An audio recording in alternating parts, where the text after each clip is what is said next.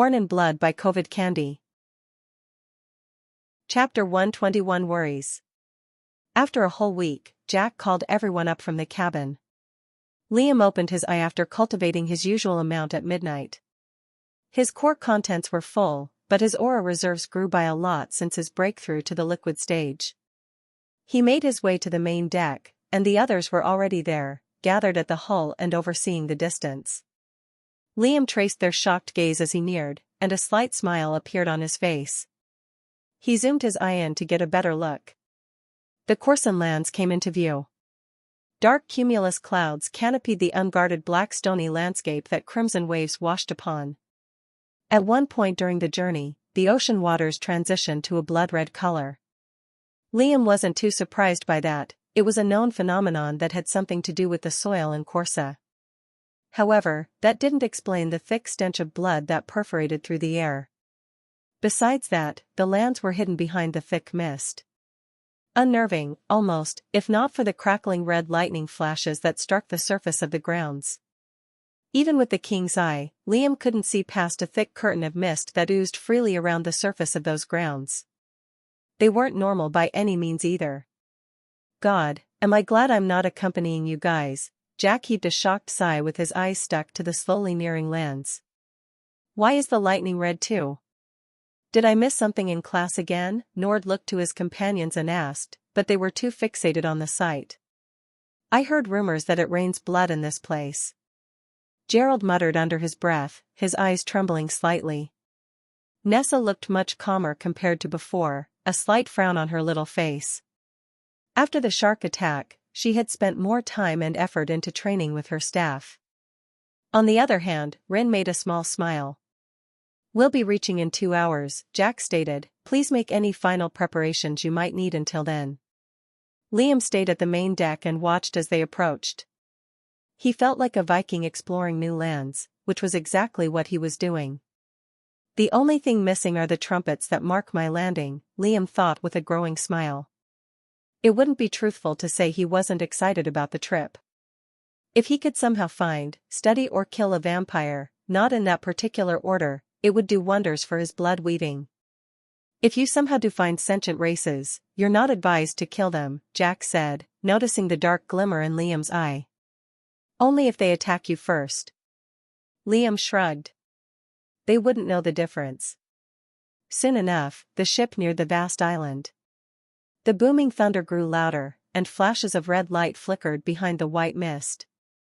Liam half expected something huge to burst through the fog and assault them, but nothing of the sort happened. Jack cautiously docked the ship, fitting it between an arched cavity inside the dark base of the island. It was almost too perfect of a place to hide in, since the arch provided a roof and a clean hiding place for the ship. All right, this is where we part ways. I'll stay here and fix up a base for you all to return to. You've all been given special artifacts, jades and storage devices for your journey, so don't hesitate to use them if your life is in danger. Your mission shouldn't take more than 6 to 7 months, Jack addressed the crew with a slight smile. Until then, good luck. Liam and the rest nodded. They all had their items readily stored in their ring. Let's go. With that, the gangplank descended on the black and dark red soil. They jumped off and climbed to the foggy surface from a cliff. On the surface, the mist was so thick, Liam couldn't even see past 5 steps despite zooming in and out with his eye. It was even worse for the others. At the same time, an unnatural coldness caused everyone's skin to stiffen. Gerald and Nessa, who still had ranked 2 bodies, held their arms to still his shivering. Everyone bunch up and link to one another. Don't let go no matter what.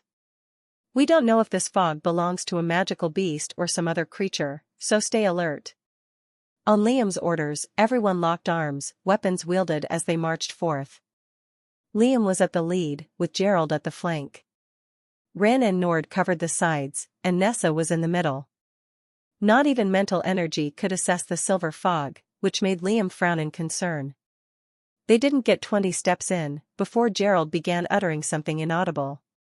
Due to the fog, he couldn't see his figure clearly. Oi, what's with him? Nord questioned, but Liam frowned. I don't know, wait, he's not holding on to us anymore, Nessa's words caused everyone's chest to sink. "Gerald," she shouted with panic, taking a step away before being yanked back by Liam. "Don't move," Liam whispered, but Nessa didn't look back at him. "We'll look for him as a group. Don't let emotions get in the way of your common sense." Nessa didn't respond. Her attention was stuck to the distance, but she still couldn't see through the fog. At least, Liam couldn't, so how could she? "What's wrong with you?" Liam asked in a low voice, a bad feeling rising in his chest. Nessa didn't respond. Cryptically, she began mumbling, as though entranced by something she was seeing. Despite Liam's grip on her robe, she broke free and walked forward, consumed by the fog. "Oi! Where the foo?" Liam's voice trailed off. His breathing grew heavy, with a grave frown scrunching his face. Nord and Rin were gone too. Gulping, Liam tightened the grip on his blades.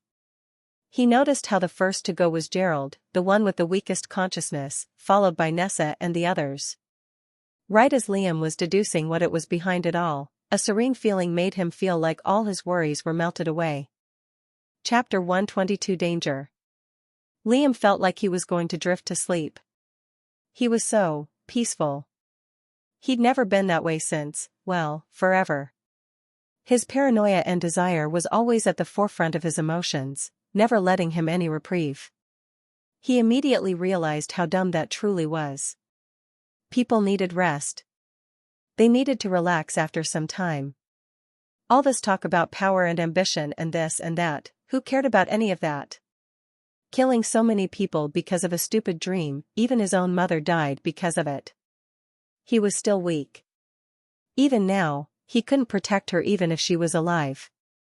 Did Liam not have anything else to do? Of course he did. Sleep. Liam wanted to desperately sleep. His eye drooped drowsily again and again, but it would weakly flicker open once more. The grip on his blade's hilt grew loose, but something made him readjust and tighten it again. Why?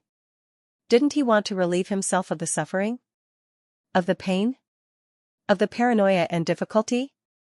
Liam wanted to sleep. He wanted to sleep. Sleep. Sleep. No.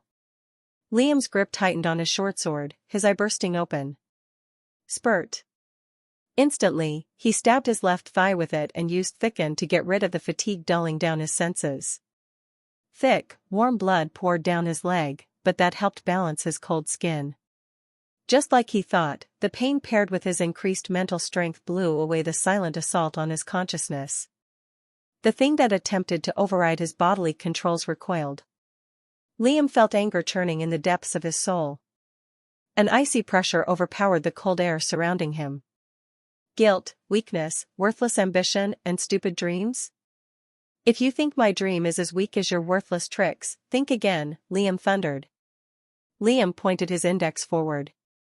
A volatile, crimson ball shot through the air and lingered unstably for a split second, before. Boom! Instantly, all of the fog was blown away, revealing Liam's crew huddled around a skinny, fog-made wraith, oozing thick mist from its figure. It had an ethereal, semi-humanoid form, floating freely with the wind around it. Faint, ghostly lights were on its blank, featureless face. Eyes. Rin, Nord, Nessa, and Gerald looked entranced, their irises rolled back in their heads as they stumbled with their heads hanging loose. The wraith let out a disturbing screech, pointing its thin ethereal hand at Liam. At once, everyone from his crew started to rush at him like zombies, their movements awkward, as though controlled by an untrained puppet master. Liam's cold expression didn't change. Running forward, he passed Nessa first, chopping her once at the back of her neck after dodging a wide swing and knocking her out cold. Gerald followed closely behind, and a similar attack sufficed for him. Rin was next. She flew in the air to land a flaming punch, but Liam's katana hilt landed on her abdomen, making her hurl and fall on the floor. Nord attempted to land a flurry of speedy leg kicks, but Liam grabbed him by the ankle and pulled the boy's face to his knee. He made sure not to use excessive force. After all, he didn't want to risk killing them and attempting to complete the rest of the mission alone. Then, it was the wraith's turn. It turned around and desperately tried to speed away, but Liam didn't dare let it. He activated Fleeting Foot and rushed to its side, his blades flaring with dark flames. At once, his katana and wakizashi blurred, corroding parts of the wraith until it turned into a shrieking wisp of air, eventually puffing out of existence with one last hiss. That felt satisfying. Liam hated being controlled. He already was, but at least not literally. Having his dream demeaned was not something he took lightly, either. I'm not one to be deluded by the illusion of peace. With a scoff, Liam turned around and tended to his subordinates. He carried each one of them on his back and shoulders, making his way to a secluded cave he spotted not too far away. Now that Liam's vision wasn't obstructed, he took a good look at the landscape. There were small hills made from obsidian rock and soil ahead, covered by bony trees with blood-red leaves on them, which made way to larger mountains further up in the distance. Lightning hadn't stopped striking those peaks for even a moment, the bright flashes of red tearing through the darkness provided by the clouds. Liam barely caught sight of hidden shadows creeping through those areas, but their silhouettes were too shrouded to figure out what they were. Shifting his attention to the borders where they climbed atop of, there were more wraiths, wandering around aimlessly and oozing thick fog. Even the spot where he'd blown away the fog using his chaos, another wraith quickly formed and covered it just as fast. How do they form like that? This place lurks with danger at every corner, Liam thought with a frown, entering the cave. He made sure there wasn't anything living in that spot, before dropping his human luggage on the ground. They couldn't erect a base as of now. Gerald was given the artifact for that, but he was still out cold. He took a moment to take out his provisions and fill his stomach. The first to wake up was Rin, her eyes weakly flickering open before she flinched aware and hectically scanned her surroundings. An aching pain assaulted her abdomen, making her let out a soft grunt, but when her eyes fell on Liam, she gave him a "what happened" look. Liam gestured towards the ghostly creatures in the distance. By then, Nord followed by the rest slowly awoke. You can begin documenting whatever that is. They have some sort of mental ability that forces one to fall asleep, giving them control over the subject if their consciousness isn't strong. Darkness and presumably fire could vanquish them easily. That aside, we'll work on finding a suitable place for a base next. Chapter 123 Corrupted. Rin frowned at the wraith's sight, but took out her inscribed notebook and started jotting away. How long was I out? Nord asked, his nose cracked for some strange reason. Nessa rubbed the back of her neck with a pained expression. Where are we? What happened? Gerald grumbled in pain, muttering quiet curses as he cranked his neck. Seeing those ghosts outside, their eyes trembled, with Nord cursing loudly. What is that? Nessa asked with a narrowed gaze. I don't know. Consider it a new species we've just discovered, Liam mentioned casually, before shifting his gaze to Gerald. You still have that item, right? Gerald nodded once, before taking out what looked like a square box from his ring, covered with inscriptions and runes on each side. We'll look for a suitable place to use it. Having it this close to the border isn't ideal, since we'll have to explore further ahead anyways. We'll rest here for 1 week and find out more about the surroundings, before setting out. With that, the group started to cultivate and bring their bodies to peak condition. Nessa began to collect samples of the black and red soil, putting them in preserving vials to study and bring back. Gerald began covering their temporary base with minor enhancing formations. Formations were much easier to learn compared to inscriptions, but didn't have the freedom of creating spells and any other magical construct. 1 week quickly passed, and the group was to leave and explore the Blood Forest, as they dubbed it. We'll start heading towards the hillside first. If it's safe, we'll find someplace there to camp in. With that, they left the cavity. As they moved forward, Liam made sure to keep a keen eye out for anything that moved within the shadows, relying on his senses for any danger. For some reason, mental waves couldn't be spread too far apart. Something would interfere with it and pull it back, but Liam didn't feel that to be from any living creature. This place is much more complicated than I thought. They spent the next hour making their way up the hill, entering the forest and thoroughly examining the bony white trees with the leaves that dripped with blood. Cherry-like fruits hung from their branches, which Liam instinctively knew wasn't safe to eat. Even the trees themselves had this bloody aura, and veins transporting that red liquid were throughout the trunk. The aura around these lands are all stained by blood. Why? Liam wondered with a pensive frown. These lands are owned by the vampires, I'm sure. It definitely can't be the same all throughout the continent. He felt threatened being so near to the trees, but it didn't attack, even after getting closer to them. Maybe it only attacks if it's provoked. We best avoid this for now. I'll grab a pair of these fruits to study and bring back, if that's all right, Nessa asked Liam with a respectful tone. I'm sure this could be a precious material to create countless useful pills and elixirs. Liam nodded firmly. Just be careful when you're handling it. There's a reason this tree has survived this long. Nessa responded with a nod, putting on a pair of gloves before carefully extracting the berry from the stem. Another hour passed. Nothing out of the ordinary occurred. Nessa hadn't stopped writing in her inscribed notebook all throughout the journey, the landscapes, minute details and more. Other than the sheer amount of trees and berries there, Liam didn't sense anything unusual, except a river of blood-red water that led upwards and curved around a hill.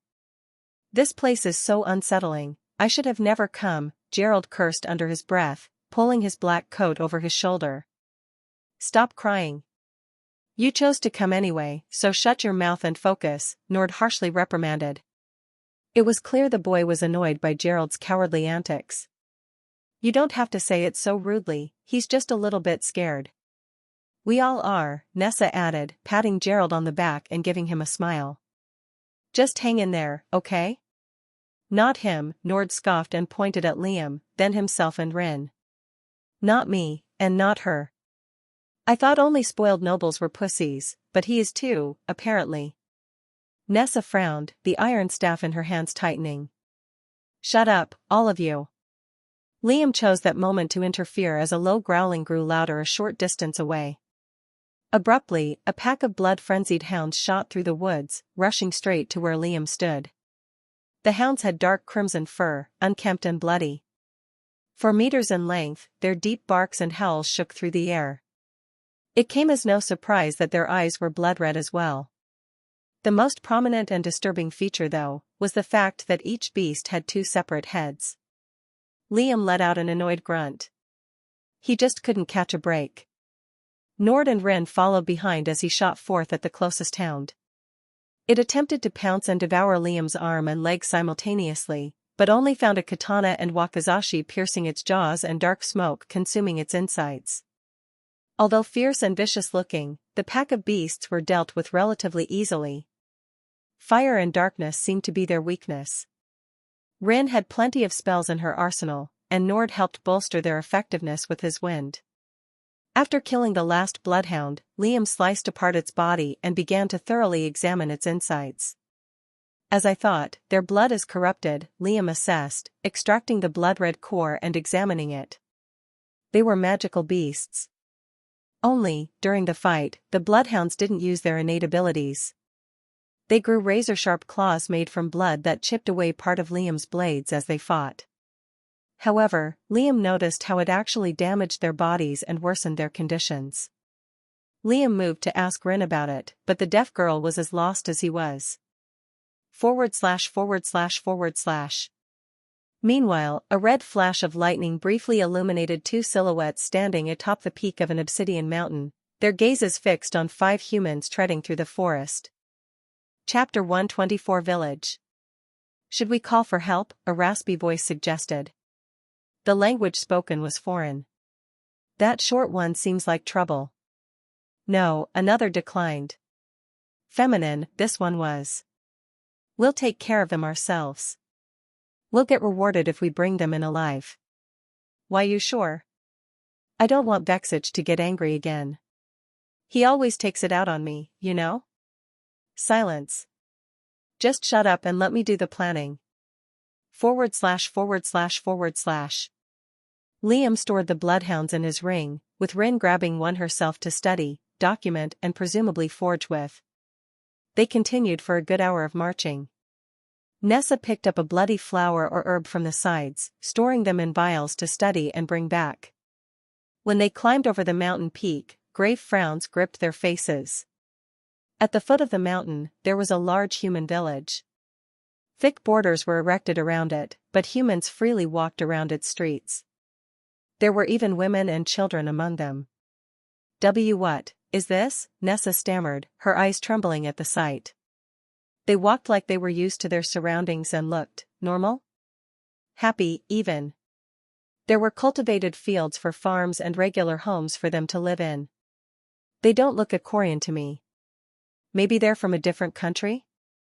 Why are they here, though? Nord added. Disturbed, but focused. Past that, more mountains and hills covered the view ahead.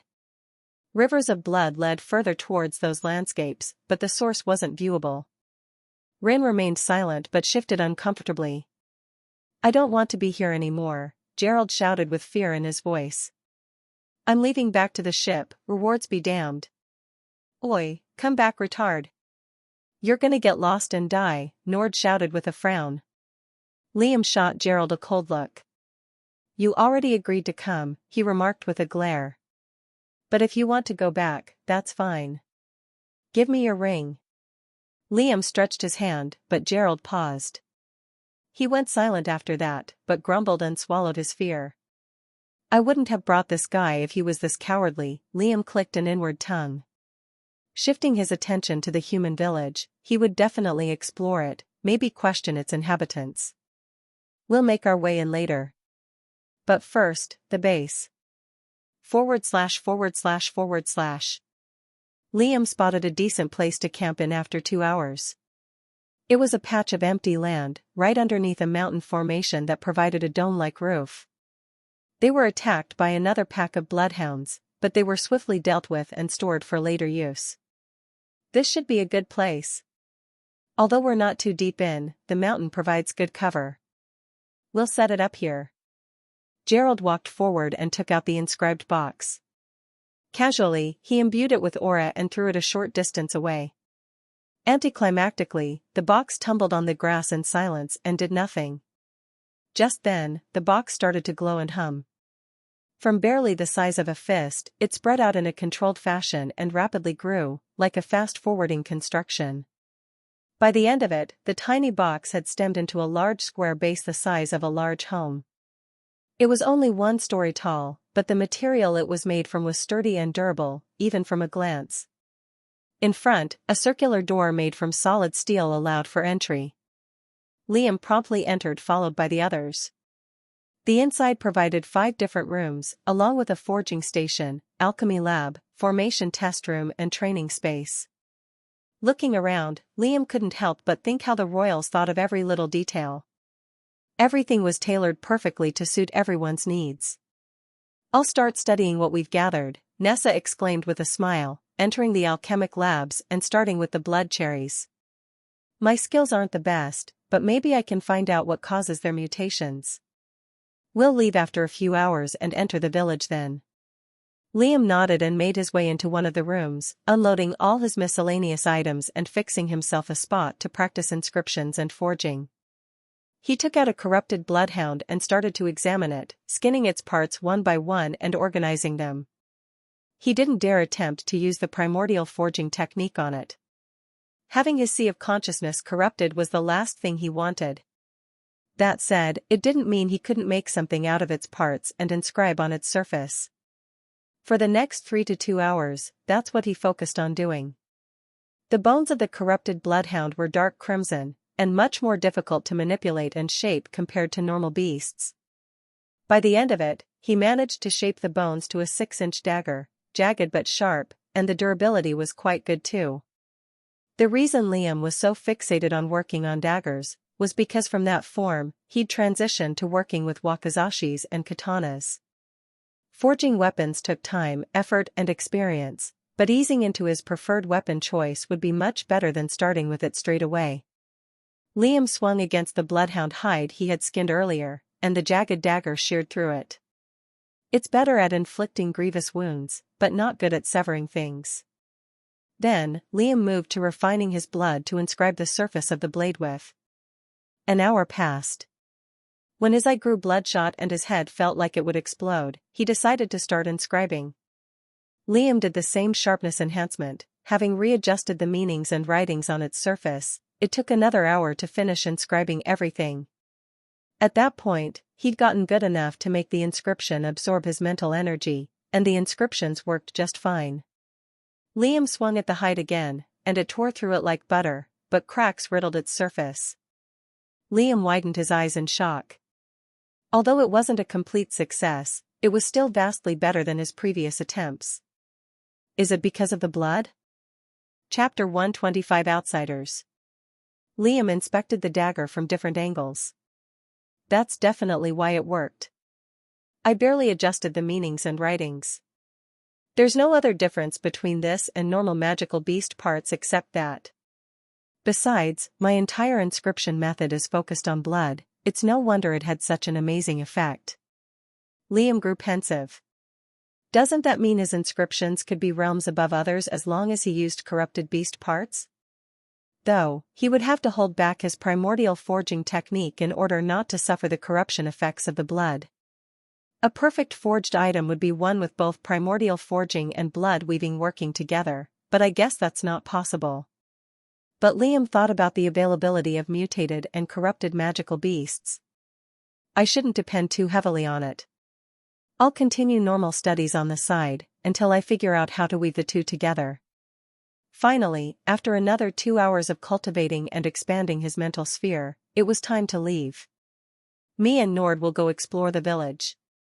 You three stay behind and focus on whatever it is you're doing, Liam said to Rin, Gerald, and Nessa. Rin quickly gestured to Nessa, tell him I want to come too. No.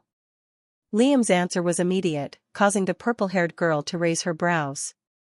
He had already figured out the sign language Rin and Nessa used between themselves.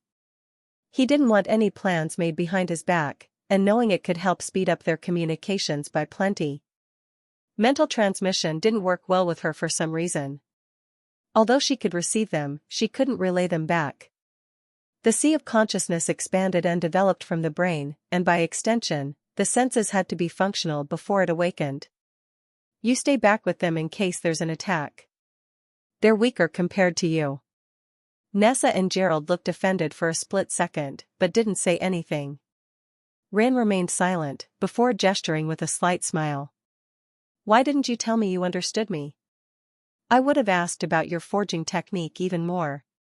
Liam shook his head with a sigh, before leaving through the front door. Nord lingered for a bit and gave the remaining three a proud smirk. Hear that, losers?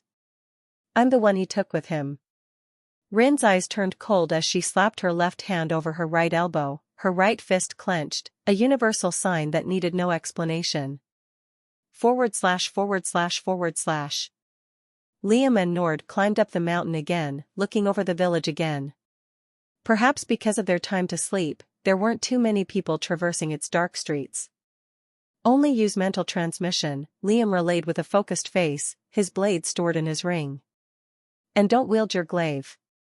If they're normal humans, we could ask them questions. Nord gave him a firm nod from the side, before the two began treading down the slope. As they got closer to the thick walls surrounding the space, Liam remarked the stains of dried blood all around it. They belonged to corrupted beasts, he realized. Someone killed them, Liam's focus grew sharper. Suddenly, he felt like he was being watched. Be careful. There's someone around we need to be worried about. Who? Nord relayed.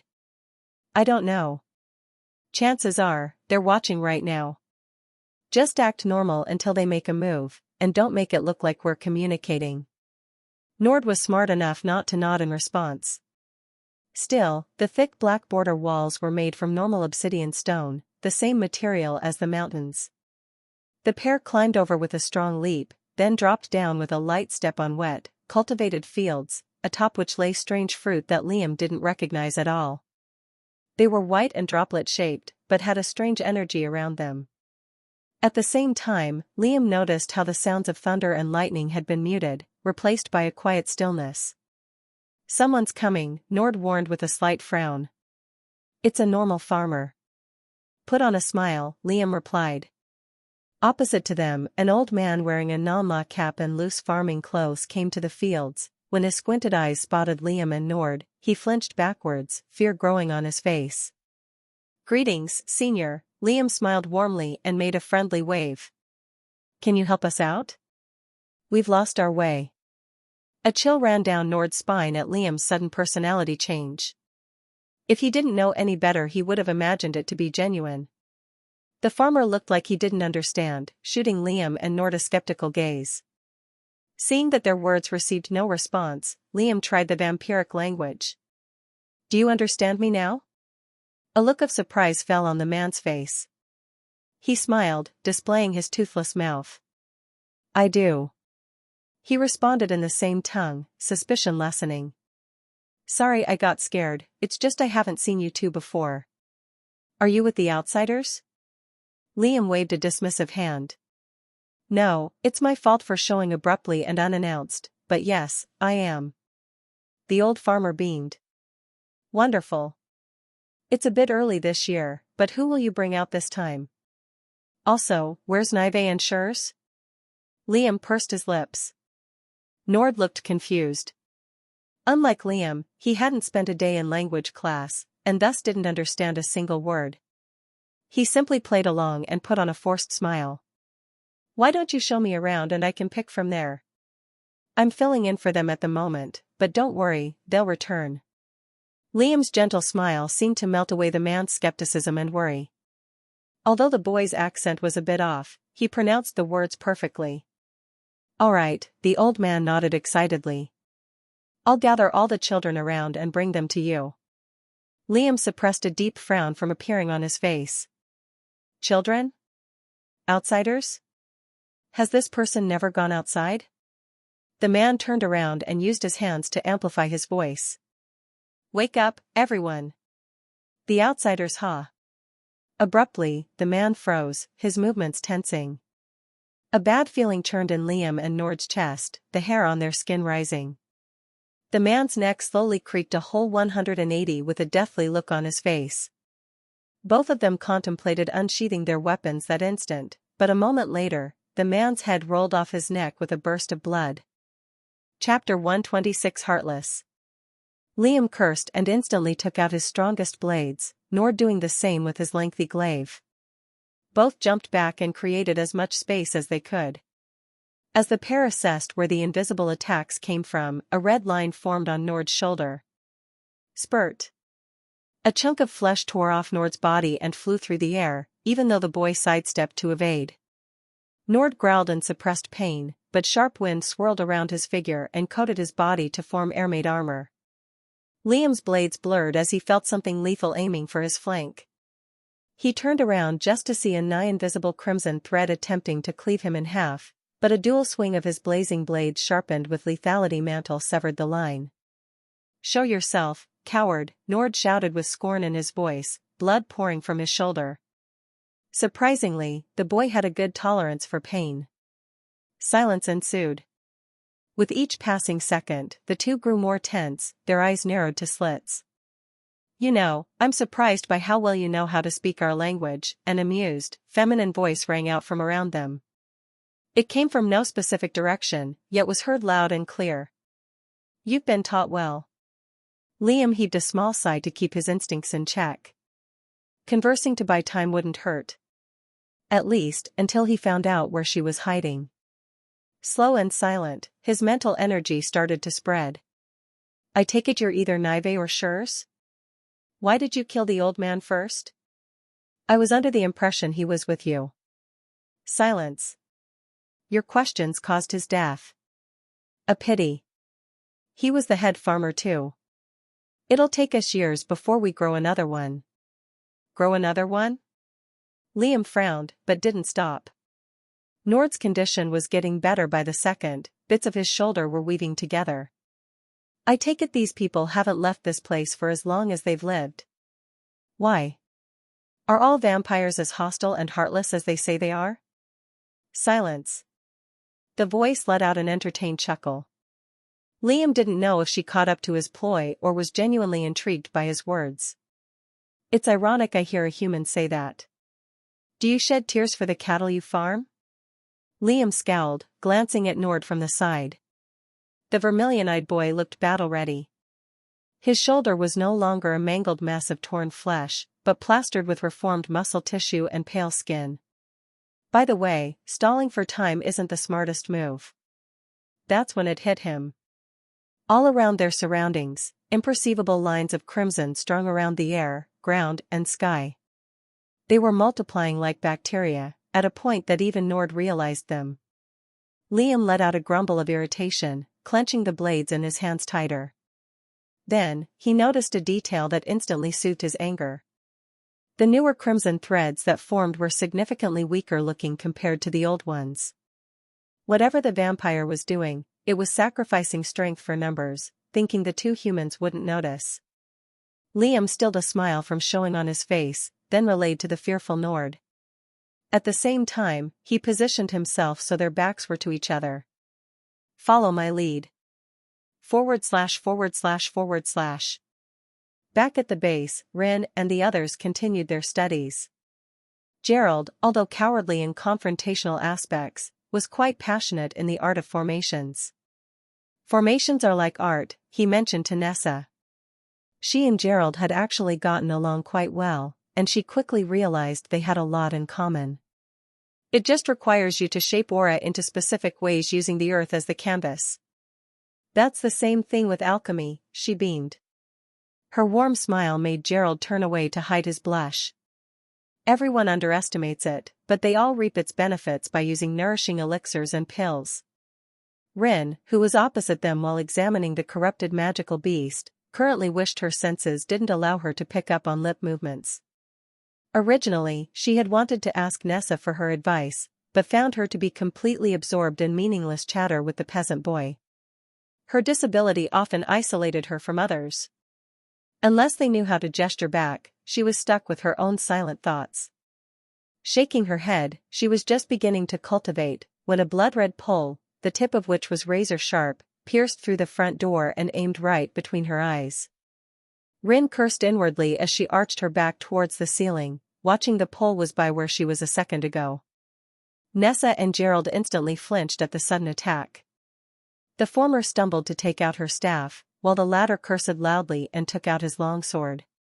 Before the spear could continue on its trajectory and smash against the base wall, it redirected itself mid-air, making a sharp turn towards Gerald's direction. The peasant wasn't fast enough to block. He barely managed to sidestep the spear-like pole as it tore through his shoulder, falling back with a loud scream of pain. Rin unsheathed her fang-like daggers just then to sever the red line with burning blades, succeeding in doing so, but her brows furrowed as she saw the pole melt and boil like blood. The back door! Nessa shouted hectically as she picked up the wounded Gerald and ran out the back, followed by Rin. However, past the back door was a dead end. Blocked by the mountain. They couldn't climb above it either, since the rocky dome covered the top.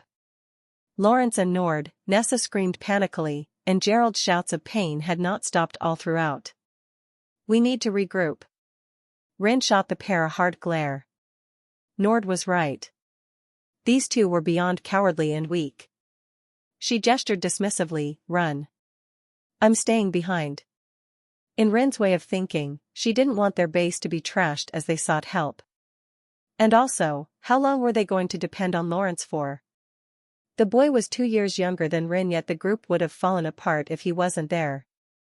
Rin clenched her daggers, sparks blazing in her eyes as she ran towards the front of the base to confront the attacker, ignoring Nessa's pleading screams. Chapter 127 Sunbather. Rin's eyes fell on the attacker opposite her. It didn't take long for her to find him, but they weren't particularly hiding their presence either. Instinctively, she knew he wasn't a human. He was a slender-looking youth, yet the cold look in his condescending crimson eyes made him look older. His skin was ghostly white, and a smirk covered on his dim red lips. His jet-black hair was spiked upward, paired with his loose, sleeveless black garment that covered him from shoulder to shin, revealing a muscly body. A particular feature Rin noticed was his nails. They were pure black and razor-edged. You're fast, you know? You have my compliments, he praised, but the condescending look didn't leave his face. My name's Shurs. You are? Rin remained silent, but understood him. Nessa and Gerald were hiding behind the base, with the former tending to the latter's wounds. With her daggers still in hand, she was polite enough to flip him the middle finger, a smirk on her face. Although it didn't look like he understood it, Shurs instinctively knew that was not a friendly gesture. A scowl made its way onto his pale face. Filthy sunbather. Your blood will taste well on my claws. Shurs smashed his palms together. A jet-like stream of hardened blood burst from his hands and blurred at Rin. Daggers blazing, she barely managed to deflect the piercing attack, responding with arcs of burning flames while closing the distance. The vampire grimaced at the fire's sight. With a powerful stomp, he jumped back, but a blazing ball of fire met his trajectory. Shurs cursed loudly in the vampiric tongue. He evaded, but as the fireball passed by, his skin sizzled with its ambers. Angrily, he slapped his hands again. This time, the hardened jet stream of blood was even faster. Right as Rin attempted to cut it apart, it changed trajectory, turning into an unpredictable beeline. Rin's unblinking eyes tracked them all throughout. Just then, it made a direct line to shoot at her abdomen. She deflected it with ease, severing its sharp tip and turning the rest to a boiling liquid with her flames. Yet failed to realize that Shurs had left his spot and reappeared behind her back. A gnarly claw mark tore away Rin's back flesh as she dodged with a low yelp and shot another flurry of flaming arcs at the vampire's figure. He dodged with ease and readjusted his footing at a safe distance. Tasty, so tasty. I've never had such delicious blood before, Shurs exclaimed, licking away the chunks of flesh and blood from his claws. He wheezed euphorically with his tongue out. Rin looked grave. Pissed, more like. Silent as ever, she took out a magical beast core from her ring, then crushed it between her molars.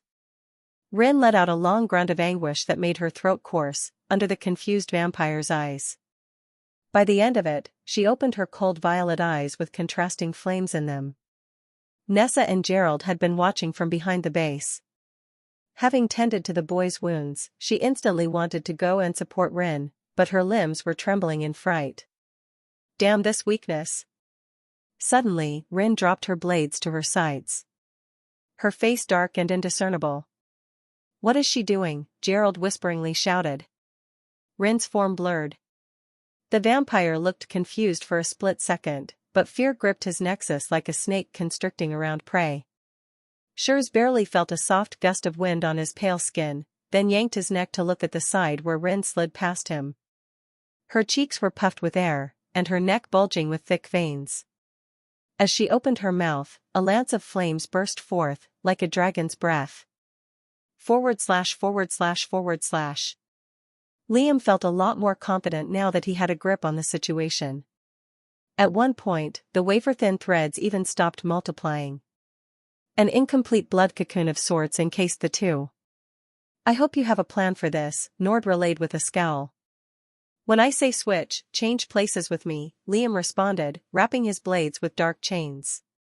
Seeing that the cocoon didn't make the first move, for needles formed in Liam's right hand.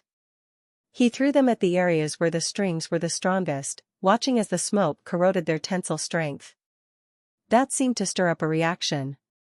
Instantly, the cocoon started to shoot strings at them from random directions, which Liam's darkness and Nord's wind started to split with relative ease. Switch! Liam shouted mentally as he spotted a particular crimson line that looked vastly stronger than the others. Nord instantly sidestepped as Liam took his place, activating cartilage brace and splitting the horizontal line down the middle with his first and second form. The string stubbornly held on, but eventually snapped.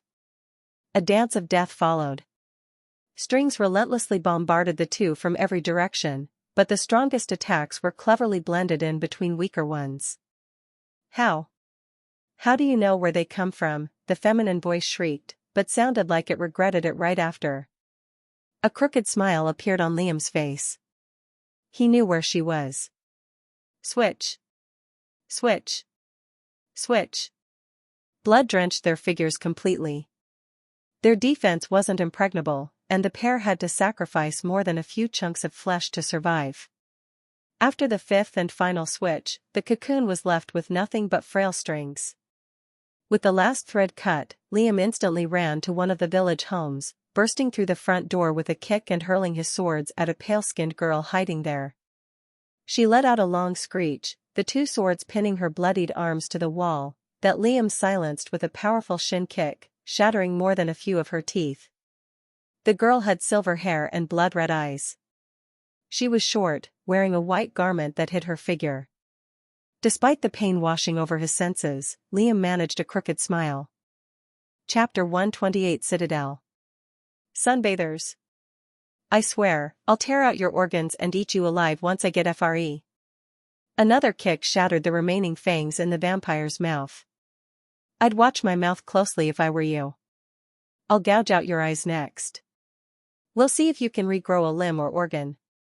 Nive flinched. The cold glimmer in Liam's eye didn't match any human she'd seen in the past. It made her wonder if the boy in front of her was truly human, or a demon pretending to be one. Her mangled arms were already starting to squirm together and reform. Her regeneration was much, much faster compared to Liam and Nord's. Can they really regrow limbs? Liam wondered, before taking a moment to assess her aura. Converging on her left breast, Liam could see an influx of blood-red energies rapidly swirling. That was the nexus, he was sure. As the wound on her arms healed, Liam spotted the energies slightly dimming to reform the flesh. The blood of the vampire wasn't like humans either, it was much more bright. Zooming in his retina, it even had different shades of red that signified its purity and impurity. Nord caught up a moment later. As his eyes fell on the vampire, his glaive flashed and nearly severed her neck clean off. Liam stopped it in the nick of time. The boy glared, but Liam reassured with a calm smile. She'll be our guide. Liam clarified with a knowing smile, before shifting her attention to the maimed Nive pinned to the wall. You'll comply, right? You don't have much of a choice, though. They were yet to explore and understand the layout and politics of the Corsan continent. Nor did they understand why the vampires were growing humans in farms, or who supplied them those humans in the first place. Well, Liam had a few theories, but still. Subduing an actual vampire would do wonders for their progress. Absorbed in his musings, Liam suddenly realized there was a second party missing. Shurs, he thought, taking out his jade and calling Nessa and the others.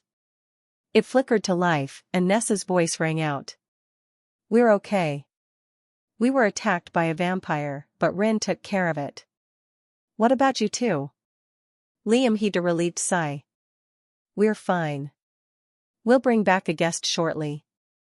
Thankfully, none of the villagers had woken up, as the cultivated fields were still a good distance away from the main village housings.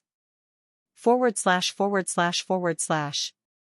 To Liam's dismay, Rin had swiftly taken care of the other vampire, who now resembled an insignificant burn mark on the ground, ashes swept away by the wind. It was a pity, Liam realized. He would have liked to study the nexus and blood, but no fret. Nive was still well and alive, although distraught and sorrowful at the other vampire's sight. That said, Rin looked incredibly worn out and tired, her lips were pale and burnt. Nessa had given her multiple pills that brought back her complexion, but she still looked exhausted. You've done well, Liam complimented and exchanged an understanding nod with her. Meanwhile, Nive had a stubborn look on her face as Nord held her at glaive. They brought her inside the base and examined her for any devices, but she had nothing. Liam dismissed Nessa and Gerald despite their protests. They were promptly tasked with fixing the base. Unless you two can stomach torture, there's no reason for you to stay around. With a pout and a grumble, they stood outside the door.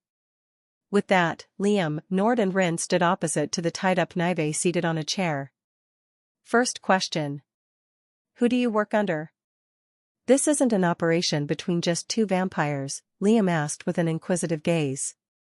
Too much pressure wasn't good when interrogating someone heartbroken. He'd hold off the threats for the time being. Nive had her head lowered, her solemn gaze to the ground.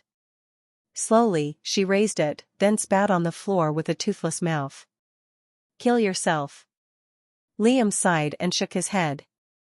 He gently took Nivea's hand in his own, delicately wrapping her fingers around hers like a loving spouse. She looked confused, her brows furrowed in misunderstanding.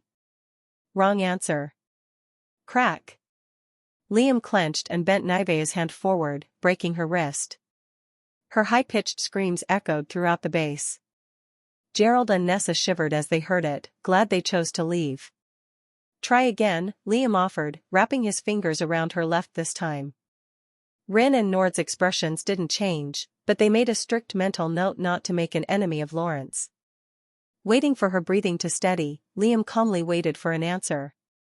We all work for those in the Citadel, she said, breathing erratically between words. She honestly felt like weeping. We farm the humans and throw them to the feeding grounds. Liam remained silent. Nive continued, shifting uncomfortably. With a reluctant tone, she continued. Not all of us are sentient. The feeding grounds are places where lesser vampires grow their nexus and purify their blood. They kill and feed off each other until one eventually evolves. Ours is right past that mountain. The three absorbed the info silently. A brutal way of advancing, that was for sure, but damn if it wasn't efficient. I assume that's what you and the other one did? Nive nodded. How many feeding grounds are there, and were you the only two operating it? Liam asked. How did you use your strings? You didn't explain what the Citadel is either. Nive clicked her tongue in frustration. Bits of her hands started to reform again, and her fangs were starting to regrow. I don't know the exact number, but there are 8 different feeding grounds on this side of the mountain chain. And no, that's reserved for someone higher ranked. I myself am ranked 2, and Shurs was a little weaker than me. Above us is someone named Vexich, the Blooder, a complete rank 3. You cannot defeat him, not even 3 of you together. Nive paused, furrowing her brows. And they're called blood arts. Not strings. The Citadel is where the upper echelon of vampires live. The strongest and most influential of them, and also where our beloved Pasha lives. What are you people doing here anyway? Liam didn't respond. I underestimated how advanced they could be. Clearly they're not mindless monsters, to think they had their own society. After a short pause, Liam couldn't help but ask. How do your blood arts work? Chapter 129 Conditions. Nive scoffed proudly with disdain in her tone. It's not something you can just learn in one day. Every one of our arts takes a lifetime to learn and adapt to. It's a fighting style we choose and remain with for the rest of our lives. Unless you have a rank 3 nexus, you can't choose another. Liam hummed thoughtfully.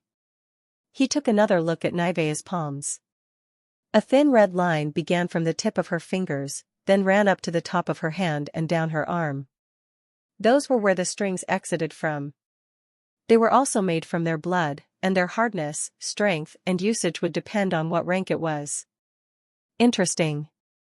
He had actually thought of recreating that art into a spell or technique to use. It sounded incredibly useful and powerful, but no doubt difficult and hard to make. He wouldn't give up on that train of thought just yet, though. This Vexich person. Where is he? Nineveh looked like she didn't want to answer, but Liam's gentle hand hadn't left hers. North of the feeding grounds. There's a station there. Liam nodded, then proceeded to ask a few more questions. In short, there were roughly 10 upper vampires with sentience and a rank 2 nexus, and 1 rank 3 higher vampire, Vexich, within each station. Moreover, the Citadel was roughly a month or 2 away from where they were, towards the north.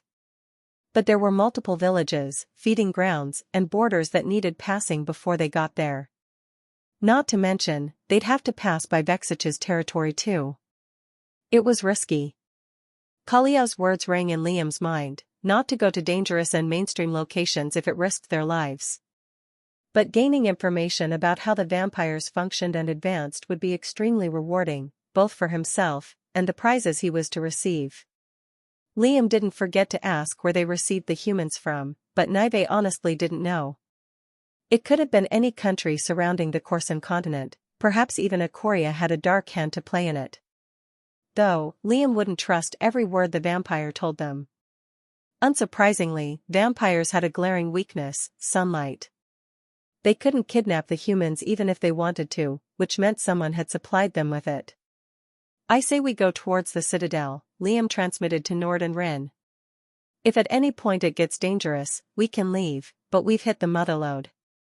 In all honesty, he would have liked to make the sole decision himself and go there without conferring with his crew, but Nord and Rin had earned some respect from him. Not to mention, it was practically impossible for him to do it alone. Nessa and Gerald, well, they had no say in the matter. "I'll go," Nord relayed after a short pause. "It's not like I have anything better to do." Rin looked pensive, but gestured with a nod. "I'll go too." "It's decided then. We'll be heading to the citadel." Nive scowled with shocked eyes. "Did you not hear a word I just said? Your little squad can't do anything against them. The Blooder can kill 10 of you if he wants." Liam hummed noncommittally. There was fear in the vampire's tone, but not at him, at her superior. "Well, with how much you've told us, you would get butchered with us if he found out, wouldn't you?" Nive flinched, then lowered her head with a frustrated and defeated look. Liam smiled, then let go of her hand. "It doesn't have to be that way. I have a proposition." /////. Liam's proposition was something that benefited both sides. Nive would be a guide of her own free will, and Liam's crew wouldn't kill her, nor tell the Blooder of her betrayal. Also, if things went well, he could quietly bring back the vampire to Ikoria. The more Nive spoke, the more Liam realized that she really didn't like her circumstances. Vampiric society was apparently much more ruthless than he imagined. By their standards, Nive was still young, only 46 years old.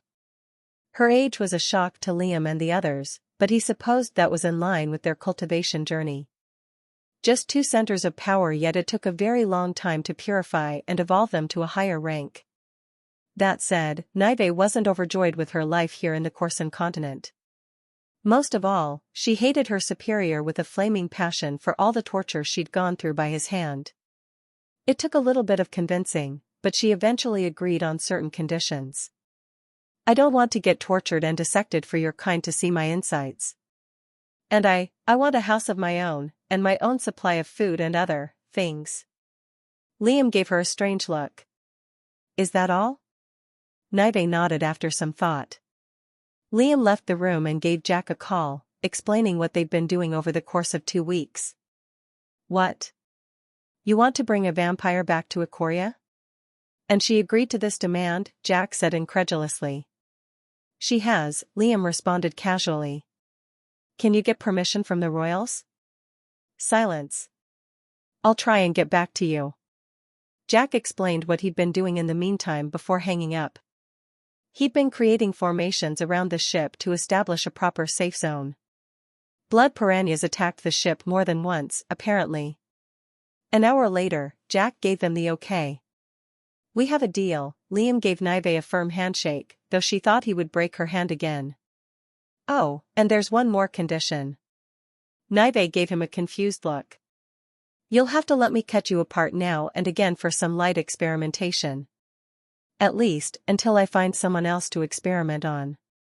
"Oh, and you'll have to teach me your blood arts." "That's 2 conditions," Nive protested angrily. "And are you sick in the head?" Liam shrugged, then put on a thinking face. "Or maybe I should cut you apart anyway and find someone else to replace you with." Chapter 130 Shock. "Ugh, fine." Nive grumbled with a frown, then impatiently gestured to the tight rope binding her. Liam pursed his lips. Nord and Rin gave him a knowing side glance, but he decided to cut it open anyways. "You're smart enough not to try anything ambitious." Nive gripped her right wrist and let out another scoff of disdain. "To think someone like you called me heartless." Nord and Rin let out a brief chuckle at her words. Liam shrugged it off. "Stay in my room for the time being. Rin, you can begin taking notes now." Make sure not to leave any details out, not even the size of their organs or how they reproduce. We'll head out to the feeding grounds soon. Concern grew on Nivea's face. Just how cruel was this filthy sunbather? Liam entered the forgery as Nord entered the practice room. Nessa stood there with an inquisitive look, and Liam filled her in on what they wanted to do.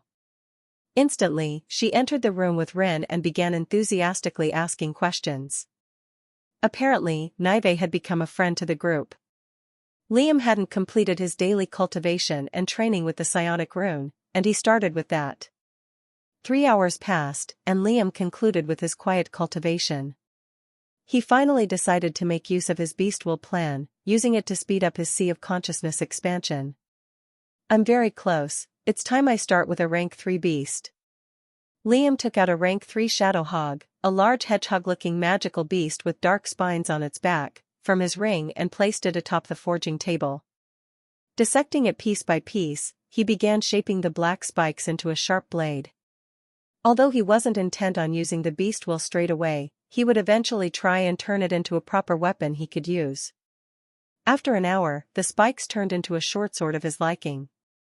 Once he finished with that, he popped a translucent coating pill that helped strengthen his mind walls with temporary protection. Taking the core in hand, he crushed it and absorbed the essence. Within his mental sphere, large blobs of mental energy started to converge in the center. A mountainous pressure made the transparent barrier tremble, but the coating held on. Slowly, the hedgehog, which now looked 3 times its original size, formed fully and let out a deafening screech. Liam winced, but didn't wait for its next move. He flashed mid-air and began forming countless cuts on its ethereal body, starting with the spikes that looked like they were ready to shoot out at any second. Now that his consciousness had improved to an amazing level, his ability to weaponize mental energy had naturally gotten better. He successfully cut off the spikes one by one using his swords, causing the hedgehog to shriek again and ram the walls with all his might. With each collision, Liam felt like the inside of his head was being hammered with a nail. It made him flinch each time, but his blades hadn't stopped moving. Eventually, the hedgehog's presence started to regress. Unfortunately, it still had a raging anger that made it uncaring of its body, relentlessly thrashing Liam's mind. Finally, it was over. Liam had marred the entire hedgehog's body enough that it stopped moving, then added on multiple layering of energy. A rank 3 beast will was vastly different from its predecessor. Liam could see that its raging remnants were much more potent, and so was everything else about it. It was larger too, vibrating with a jarring him. Liam opened his bloodshot eye to reality, only to see Rin opposite him, inspecting his forged item with a childlike curiosity. What? Liam couldn't really be bothered with pleasantries. Speaking made his headache worse. Rin realized that Liam had opened his eye and quickly put the blade back down. I'm done with the questioning. Rin's pensive gaze lingered on the forged item for a split second before she left. Liam carefully entered back into his room, vigilant for any crimson threads. There weren't any. Nive casually browsed through his things like they were her own. He slapped away her pale hands, receiving a sharp glare. Stop acting like a child. You're 33 years older than me. That seemed to offend the vampire even more, but she was more than shocked to learn how young Liam was. You're healed up now, so I'll take a bit of your blood. Liam took out his short sword, making the girl sigh. Although she'd gotten away from one torture, she'd jumped headfirst into another. Uncaringly, Liam made a long vertical cut across Nivea's arm, collecting every drop of her blood in a large glass potion. It looked much purer compared to before, as the girl had time to rest and let her nexus do the work. What are you going to do with it, weirdo? Nive insulted in childlike fashion. She was surprisingly an idiot. Liam ignored her and inspected the glistening blood with the king's eye. He'd have to study it keenly if he wanted to improve his blood weaving. Even learning how to enhance the ink would allow for better links and meanings. Absorbing it into his bloodstream was also on the table, but he would have to make sure it wouldn't do any harm. Once we relocate the base, start showing me how your blood art works. He stored the potion in his ring before shifting his gaze to Nive. Bring us to the feeding grounds. We'll start heading towards the citadel now. Nive grew stern, but agreed nonetheless. Gerald and Nessa were just about done with fixing up the remaining wreckage of the base. Thankfully, its inscriptions weren't damaged. Liam gathered everyone outside, and Gerald placed his hand on a certain part of the base wall, imbuing it with aura. The base started to shrink just as fast as it was built. From there, a week passed as the group arduously traveled across the mountain chain and took short breaks for cultivation and food in between. Liam couldn't help but raise his brows in shock as he and the rest finally made it over the mountain. Chapter 131 Mistake. Throughout the past week, the group had passed by several more human farms, for lack of a better word. Nessa wanted to save them. Liam denied her train of thought in an instant for obvious reasons. They were invaders, and needed to keep their presence at a minimum. That caused a slight rift to form between one side of the group, with Gerald shamelessly siding with the petite noble. Pretty soon, it was apparent their intrusion would be widespread. One of the vampires overseeing a feeding ground had been killed, and the other was currently in their expedition party as a guide. To lessen the effect, Liam had Nive clean up the head farmer's body before anyone noticed it. The humans weren't allowed to leave their village, but on rare occasions, some were brave enough to escape, only to find out the truth and have their fates sealed. Meanwhile, over the foggy mountain cliff, hisses, growls and shrieks mixed with thunder created a cacophony of morbid sounds. Around a vast square border, vampires, thousands in number, unclothed and violent, fought to the death, killing and dying in a chaotic dance of demise. Their bulging eyeballs were pure white as they ravaged each other mindlessly in the most brutal of ways. Blood flew across the field like water, overflowing till shin height. Liam spotted some clawing each other's necks off, others tearing off limbs and gnawing them, with few piercing another's nexus and absorbing their life force. It was relentless, and didn't stop for a single second. Liam noticed a couple with intenser auras than the rest, which were probably the closest to evolving. Gerald's stomach couldn't handle the scene. His stomach hurled and emptied its contents. Nessa went ghastly pale and felt her knees weaken. Even Nord and Ren looked stunned, but Liam was somehow captivated by the sight. Thankfully, no one caught that look in his bloodshot eye, muddied red from having the beast will inside his head for a prolonged period of time. So that's why this entire place is dyed red. Liam shifted his attention over to the horizon. Zooming in, he could make out a faint silhouette of a city through the thick silver mist, lit up by flashes of dim crimson lightning.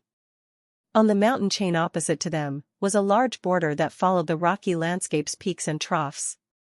Atop one of the peaks, was an obsidian spire, twisting above the foggy clouds. Lightning struck it more than once, but it remained stubbornly standing. Below that were eccentrically shaped buildings, arched obsidian stone interwoven with bony white wood, precisely lining the sides. That's where Vexich is if you want to fulfill your death wish, Nive added casually. Gerald hadn't stopped vomiting, gaining him a look of pity from the vampire. What's the easiest way to pass through without being noticed? Liam asked. There really isn't, since each of the Blooders goons hold a section of the border. It stretches out and connects to another feeding ground anyways, so you can't go around. I could lead you all in, but even I haven't explored the base fully, Nive said bitterly. They have much more powerful abilities compared to mine, and I don't even know the full extent of them. Unfortunate circumstances. Liam wasn't discouraged, though. Nive's abilities could come in handy, and nothing could go wrong with a bit of pre-prepared planning. They would execute in 2 weeks. Nord had surprisingly found a good place to place the base in, and the group went dormant. /////. Liam was just about to complete his daily cultivation for the day when he felt his core slightly tremble. Is it happening? He thought with an excited smile. The liquid in his organ started to swirl and merge with itself. Amazingly, Liam felt pangs of extreme warmth and cold at the same time while the process took root. Moreover, his core walls, that he'd been expanding throughout the past year or so, began to shrink at a rapid rate. In reality, the core walls wanted to collapse due to the transition to a different state, but Liam had to strenuously hold back the organ before it could do so. In the span of a minute, Liam's liquid aura started to converge into a single shard of dark red world essence. He had finally entered the solid stage. His progress has been significantly bolstered by being near an aura well, and through the many pills he had consumed. Liam instantly began absorbing aura, smiling as both his natural abilities and prowess increased substantially. After another hour of cultivating, he didn't wait to test out its effects. He opened his palm. Darkness, more saturated in shade and fervid, swerved in between his fingers to form a sleek umbral needle. Liam nodded in approval as he saw how sharper and deadlier the spell looked. The tip was much sharper, and its form wasn't as ethereal as before. Before, his usage limit with the needles was roughly 7 or 8 times, but now, he could double that amount with ease, even factoring in other spells. Liam couldn't help but smile again, but his gaze turned hard a moment later. What about my chaos? Sometimes, Liam would genuinely forget he was a dual elementalist. Except now and again, his chaos would extend a helping hand during difficult circumstances. He knew too little about its origins, why he had it, and why it was so damn dangerous, but answers didn't come on a silver platter. Seeing that there wasn't anyone around, Liam silently pulled out a minute strand of chaos from his core. His ability to manipulate the element had become much smoother with his advancement. Liam used the same amount he'd always done, a fingernail-sized amount. He watched with keen eyes as the chaos exited his index. Brightening in shade wasn't the only thing his chaos underwent. Liam could see that it was practically begging to burst. The dangerous and volatile nature had become, well, more chaotic. He instantly regretted his decision to use the same amount, since within the next second, it boom. The explosion made everyone burst into his room thinking there was another attack, but didn't find any signs of it. Liam coughed into his fist and spoke as though nothing happened. Forging mistake. Chapter 132 Hulking. After concluding his explanation, his crew had left, but not before giving him suspicious looks. Having made their plan, they would set out in a moment, but not before Liam had concluded a few things. With a sigh, Liam took out his short sword made from the rank 3 hedgehog spikes. It was streamlined and resembled his own short sword to a sense, but without the intricate details that Rogan had cared to put. I can make one much better, but I'll have to hold off as of now. The beast hadn't left his mind for the entirety of the 2.5 weeks. Though the pain eventually simmered down to a tolerable amount, he had to hold off any forgings or inscriptions. Now that they were ready to engage the enemy, Liam decided to use it to be in peak condition. Entering his sea of consciousness, Liam inspected the beast will. To his surprise, it was a lot more tamed. The enraged remnants of the beast had dimmed subdued, while it didn't look as volatile and unstable as before. Wait, if I keep it in my mind long enough, it'll make the wills easier to forge with? Liam cursed himself for not realizing that sooner. Exposing those energies to his mental sphere was bound to have some sort of effect. Maybe the same could even be true for refined blood. The only downside was the cruel pain he was to bear with, but then again, he had gotten quite good at that feat. Done with his musings, Liam gently pulled out the beast will and began to force it through the short sword. Like he thought, it was much less difficult to control. Though, unlike his previous forgings, he was using a rank 3 beast will. Naturally, using higher-ranked materials was more challenging, but Liam had the basics down enough to dip his toe in a bigger pool. That, and his advance to the solid stage helped massively. The beast will slowly seeped into the blade's center, then, by Liam's command, spread like a slow-moving liquid to the opposite ends. Even with Liam's experience and advancement, the process made sweat dribble down his pale face. By the end of it, more than 1/5 of the beast will had entered through his blade. Although that sounded like less, his usual forgings with the rank 2 beast will worked only with 1/8, even as a lower form of material. Even that was extraordinary, as his experience with forging was diminutive compared to others his age. The king's eye was an instrumental help, helping him direct both his inscription writings and forging. Before he could do more, the rest of the will withered away. Liam smiled nonetheless. He picked up the short sword, cutting the air with it. As he did so with precise moves, Liam imbued it with aura. Jagged spikes of different lengths burst unevenly through the blade's edge. Liam nodded in approval. The blade lost a bit of its sharpness, but he didn't mind. We should leave now. Besides his forging, he had experimented a bit with Nivea's blood and blood arts, but his studies hadn't bore too much fruit. He wanted to know if there was a way for his own blood to imitate the wondrous effects of a vampire's, both in capability and regeneration, but anyone would rightly call him a lunatic for it. There was a reason vampires had an entire center of power for that exact purpose. For humans, there was no such organ. Liam didn't go as far to think he could miraculously make another center of power, but he didn't think it required him to. There had to be a middle ground. Cultivation is endless. It's possible, I just need to find a way. He stored the blade and left the room, where the rest of the group were huddled around the entrance door. Everyone had bags under their eyes from their respective specializations and training except Nive. Liam's plan to pass through the Blooders' territory was absolutely reckless and maniacal. Gerald, Nessa, and Nive made sure he knew it too. From the 10 upper vampires that held the border walls, the Red Hammer, Zvem, was the weakest according to Nive's assessment. The other 9 had glamorous nicknames like Death Fang, Blood Claw, Vicious Bite, and so on. With their numbers and strengths, Nive mentioned that it was impossible for Liam's group to kill them all together. Also, it wasn't going to be easy to pass by without triggering special traps that the vampires had set all around the base. Vampires weren't exactly primitive in terms of magical items or techniques. They had their own ways to create formations and inscriptions, but Nive didn't know any methods herself. All she knew was that if you passed the border without express authority, the Blooder would know of your location instantly. Thus, Liam decided to discreetly assassinate every one of the upper vampires one by one, starting with Red Hammer, before singling out the Blooder as the final boss. They called him a madman. You don't think he'll alert his superiors if we pass by without killing him? Then, it won't be just 11 against 6, we'll get slaughtered by everyone in the city. His words were inarguable. As such, they silently made their way towards the spire with intent to kill. .. Getting there wasn't difficult. A few corrupted snakes had attacked them in packs, but Nive managed to kill those out using her blood arts. For days passed as they followed a narrow route towards the Red Hammer section of the border, attacked by different kinds of corrupted magical beasts. According to Nive, the Red Hammer, Zvem, would regularly hunt wild beasts for amusement and to practice his blood arts on.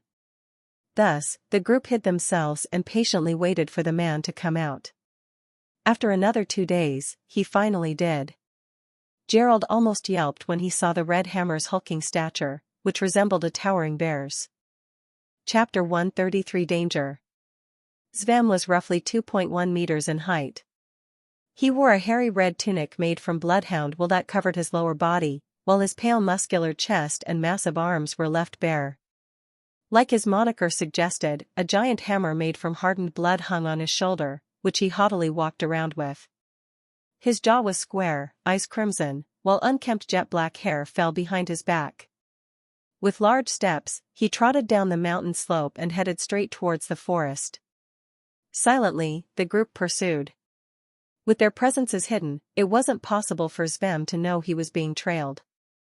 3 hours passed. The Red Hammer found a group of corrupted hyenas, his pale lips cracking to a wicked smile. One after the other, thunderous bangs and booms resounded through the small forested area. Zvem had shattered the hyenas' skulls one after the other, brain matter and viscera splattering across the bloodied trees. The man's guttural and thrilled laughter sounded like a murderer reveling in his kills. Liam's eye flashed coldly. Sliding his feet across the wooden branch he perched on, he erupted forward with his blades aiming straight for the Red Hammer's neck. Zvem yanked his neck to where the tree branch fell, only to see the wrong side of a katana and wakizashi. His neck barely pulled back at the nick of time before getting severed, but caustic black flames marred his face, making him grunt in pain and anger. Who dares? Lifting his hammer to the sky, he attempted to strike the earth with all his might. Before he did so, Liam's blades, activated with its forging ability, and chains blurred, severing off the man's hands and making him drop the giant hammer. It didn't end there. Everyone began to unleash their strongest spells on the man's figure. Fire from Rin, wind by Nord, threads by Nive, water by Nessa, and earth by Gerald. Liam made sure to spam his needles as much as he could. Eventually, Svem's body wasn't even visible due to the clouds of smoke, earth and other debris from their spells. Stop.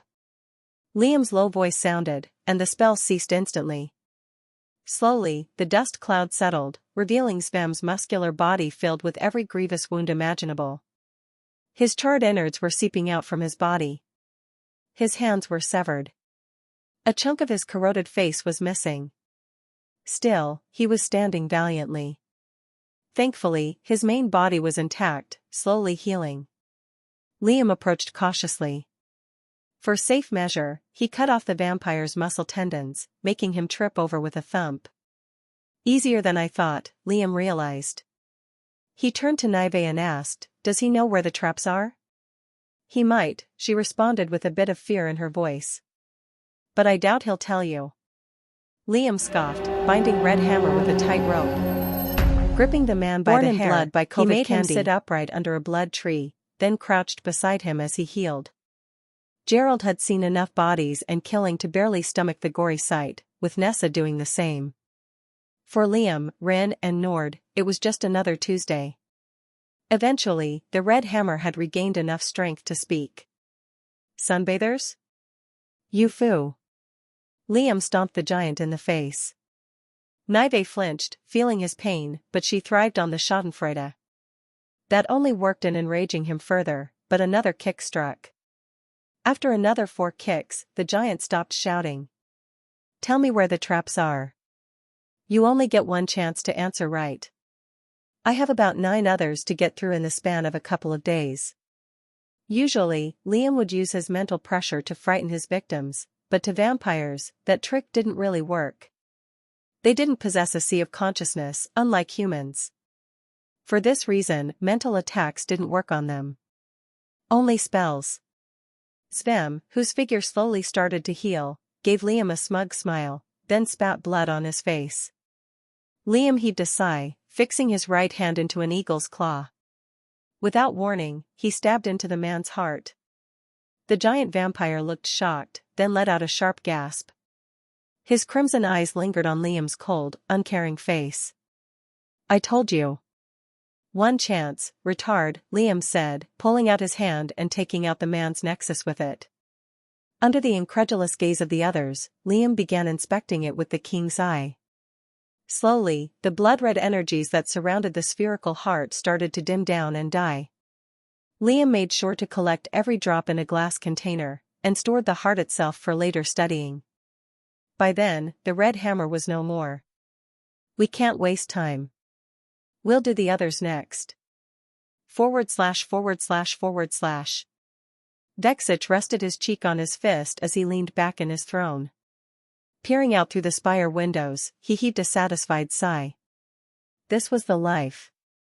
Comfortably living above everyone else with no worries other than a few to kill here and there, with a group of powerful people under him. Though, there was a complication. 2 of his people were missing. It wasn't unusual for those 2 to be gone for long periods of time. They were stationed towards the borders anyway. Yet nearly a month passed and there wasn't a peep from them. "How many times will they make me pluck out their organs?" Vexich sighed. Things were just looking up as well. He was just about to get a promotion and move to the Citadel to work with the higher class where he belonged, not among these low-leveled mongrels. The lower-ranked vampires lived boring lives, simply receiving orders from an endless list of superiors. The blooder was not to be among them. Vexich reluctantly left his throne room, fixing his long, blood-red garment as he made his way down the spire stairs. Now that he thought about it. Where the heck was everyone? His heart pumped as he moved to the base of the spire. It only did that when it faced danger. "Wherever you are, you can come out now." Chapter 134 Laughter. Liam grimaced hearing those words. There had to be some sort of sensing ability that came with a rank 3 nexus, or something that had to do with the Blooders' blood arts. Over the past 2 days, the group had slowly killed off the vampires one by one, taking them by surprise. It wasn't easy, but they came prepared. 10 different nexuses were stored in Liam's ring, preserved in special containers for later study. Some of them had coughed up the base layouts and trap locations, which helped greatly in taking down the following enemies. After killing the last one, they had finally decided to take the final rank 3 vampire. Although Liam would have attacked close-up as soon as he was noticed, he was cautious around a higher-ranked species. Rin and Nord almost attempted to burst forward at the vampire, but Liam's mental relay stopped them. "Are you waiting for me to force you out?" Vexitch's cold eyes scoured the large spire hall adorned by medieval-like furniture. 6 pillars made from bloodwood held up the ceiling and the spire above it, behind which they hid. To test the vampire's strength, Liam shot an umbral needle at his flank. The vampire made a small gesture with his finger. A hardened wall of blood intercepted the spell and its noxious smoke. Fire. Liam's mental transmission reached Rin, Nord, Gerald, and Nessa. Simultaneously, everyone began shooting their spells from different angles. Nessa took out a potion containing yellowish gas and threw it forward. Upon impact, the glass exploded and began to expand, rising in heat before surging into red flames. Gerald finally finished casting his spell. Tendrils of obsidian earth formed a large boulder that shot towards the vampire. He looked exhausted from doing that. "Stop." Liam didn't think the same tactic they used would work against a complete rank 3 vampire, but what they saw made deep scowls form on their faces. A large sphere of blood encasing the vampire absorbed all the hits and brushed them off like nothing happened. It was both hardened and liquidized at once, the surface of which rippled slightly. Liam's eye widened as he saw the sphere gather concentration onto thousands of little spots. "Take cover." The sphere shattered into a flurry of arm-sized spikes before Liam could complete his relay, shooting in random directions with unbelievable speed. Liam ducked behind the wooden pillar right before spikes poked holes in his body. Even the pillar behind him was getting splintered by the rapid barrage. On one side of the room, Rin, Nive, and Nord looked fine, but some of the spikes grazed their skin and drew blood. On the other, Nessa and Gerald were much worse. The former's hand got impaled before she got to safety, forcing out a yelp from her, and the latter had a spike tear through his wounded shoulder once again, making him growl in anguish. "Sunbathers, what are you filthy creatures doing in my domain?" Vexitch's cold and scornful voice rang out once the attack finally subsided. Liam didn't respond, his mind rushing for a plan. There's no way he can do that attack again, can he? Liam's heart told him he can. Nive was difficult to deal with while it was still a 2 versus 1, those standards couldn't be applied to a higher vampire. Even if he decided to bait out his attacks enough to gas him out, Liam didn't know the limits of a rank 3 nexus or blood. Even a sub-advancement for a human core allowed it to store twice the amount of aura. Still, they were 6 now, though in reality, they were 4. Liam had factored out Nessa and Gerald's participation in the inevitable clash. Nive still had her cocoon ability that she could use. Vampires are susceptible to fire, this is doable. Having the earth element on their side would have been a lifesaver, but Gerald had used most of his strength on his spell, and he wasn't in any condition to fight. "That little girl is also with you, isn't she?" Vexitch spotted the crimson lines below his feet that melted into liquid. A wicked smile formed on his face. "After I'm done sucking you humans dry for every drop, I'll make sure you wish for death, Nive." Fear grew on Nive's face, but Nord, despite the seriousness of the situation, couldn't help but chuckle. Liam didn't laugh at the vampire's poor choice of words, still focused as ever. Eventually, a simple plan emerged from his mind: inundate the vampire with numbers. Rin and Nord would go physical and up close, while Nive provided backup. He relayed the idea instantly to everyone, then gestured to Nive. "That doesn't sound as cool as you think it does. Sucking us dry?" "Come on now," Nord said, but gave Liam a firm nod from the side. Red veins formed on Vexitch's pale face, his eye twitching. He stretched out his clenched hand, blood oozing through his pores and gathering around his palms to form sharp javelins. At the same time, a coating of blood-hardened armor started to form around the vampire's figure, giving him sleek, knight-like armor that sleeved even his fingers, which had turned into sharp claws. Only his sharp scarlet eyes were visible through the helmet on his face.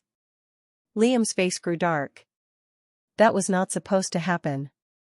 Taking a javelin stance, the vampire's hand blurred as he shot the javelins at Nord's location, splintering the pillar and missing Nord by a hair as he ducked.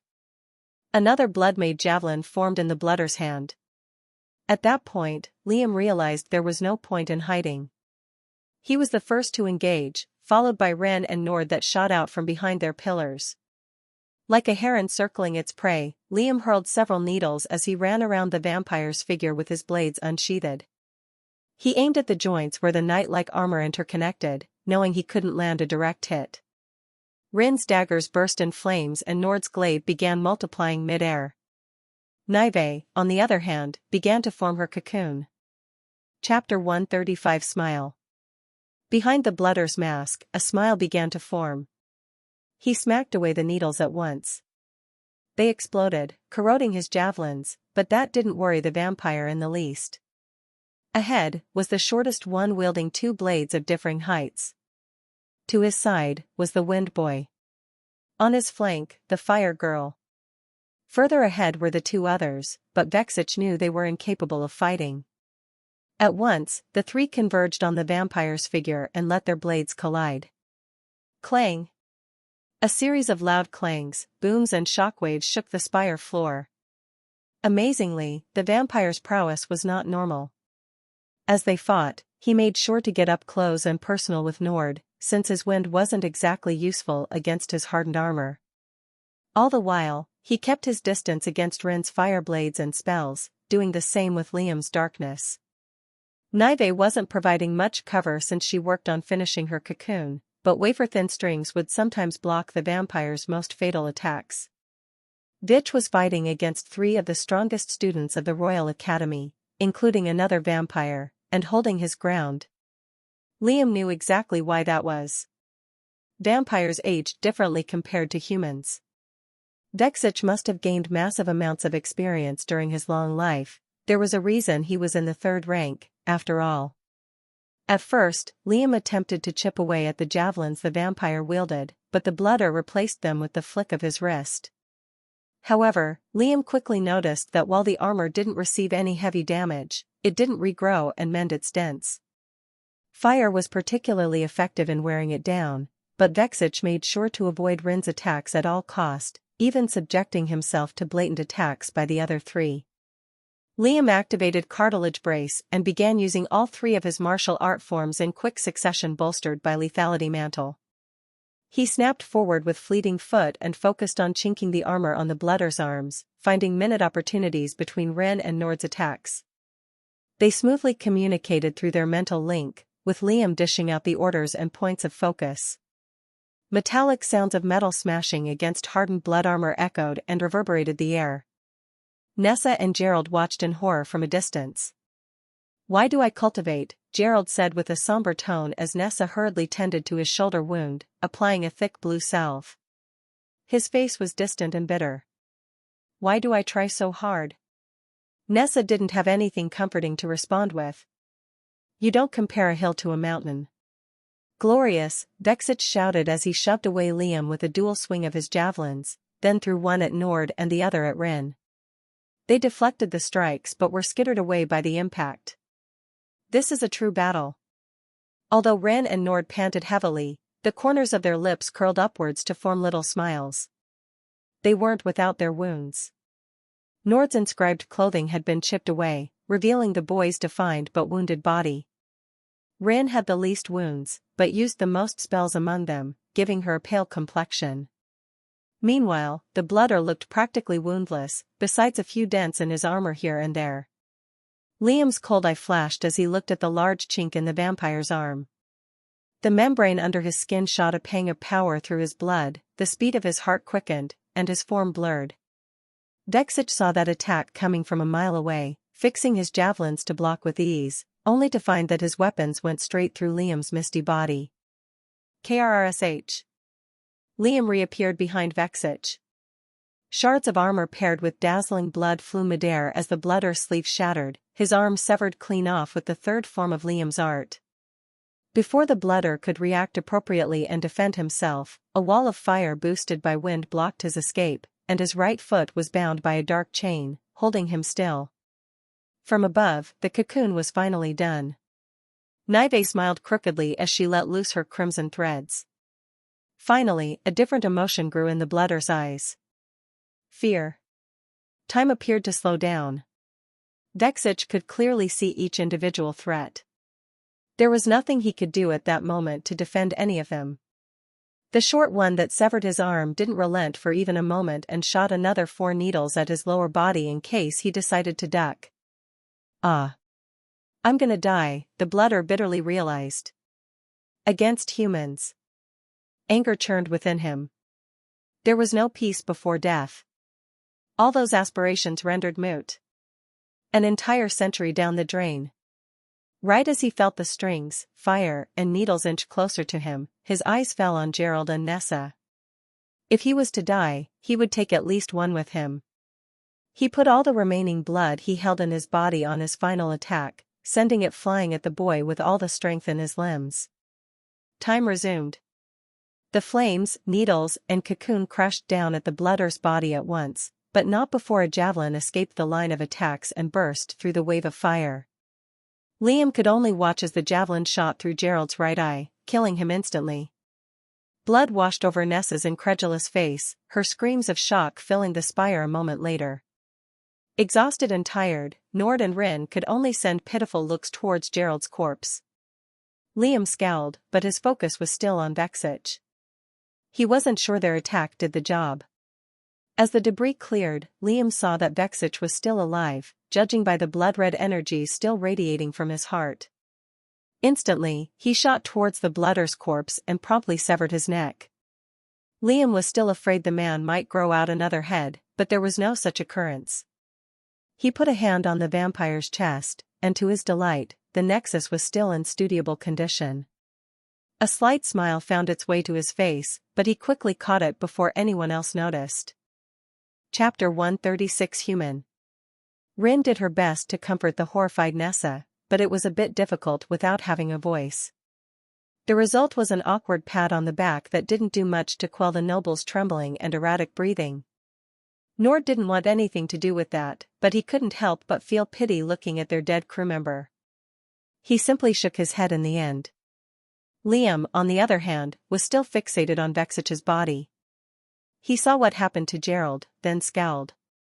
But what's done is done. He couldn't bring back the dead, and he didn't try.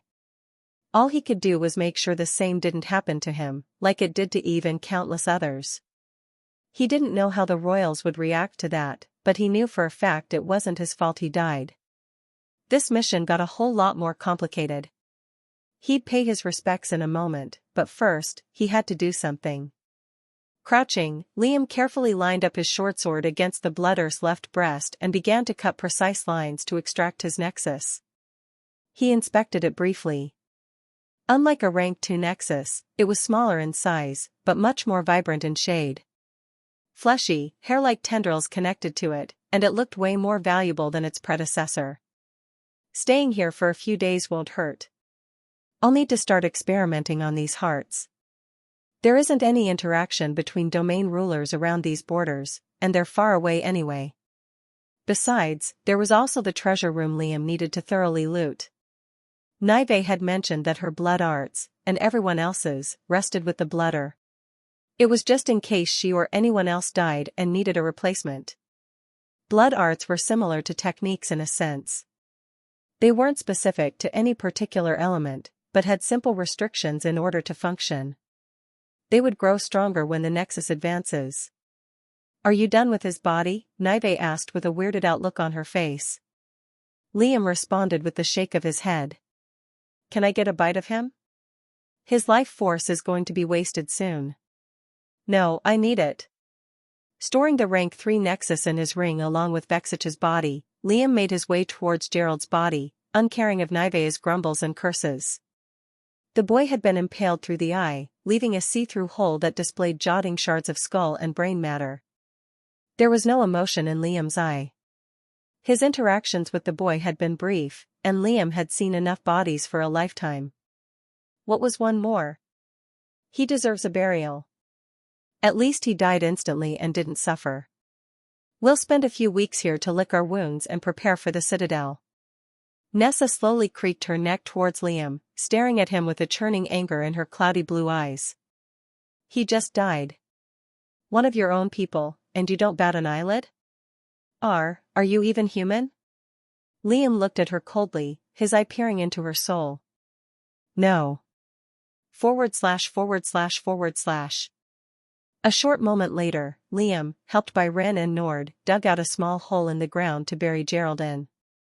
It was a waste of time, Liam thought, but he didn't want to make the rift between their group grow any bigger.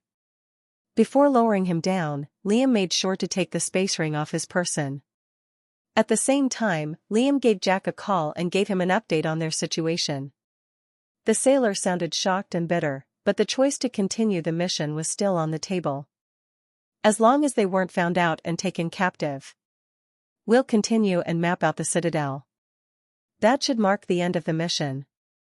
Gerald dying cut the approximation short. Jack was a bit stunned at Liam's casual and matter-of-factly tone, but didn't have anything more to add. With that done, Nive led Liam up the spire, while the rest began with their specializations. Liam and Nive made sure to move in cautiously so as not to trigger any traps. Some spaces were dark chambers that didn't have any purpose, besides maybe torture, and they didn't find anything remarkable until reaching the throne room. There, a small chest made from bloodwood sat on the furthest side of the room, and Liam approached it cautiously. It didn't have any keyhole or normal mechanism to unlock, but a small hollow compartment studded the top. His eye hadn't spotted any traps or formations surrounding it, and he made his way safely towards it. Attempting to open it, Liam found it unbudging. How does this thing work? Liam asked Nive with furrowed brows. The vampire girl shrugged, sitting on Vexitch's throne and pretending she was a queen.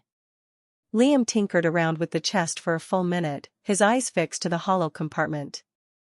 Eventually, he took out the Blood-Earth's nexus and let some of its blood fill the vacancy. Click. With a slight smile, Liam slowly opened the chest. Inside, there were black pieces of coarse parchment paper. On its surface lay deep crimson lettering, written in the vampiric language. There were roughly 11 parchments, with one of them looking significantly more complicated compared to the rest. Liam beamed. He could vaguely see the meanings. They were beyond complicated and challenging to understand.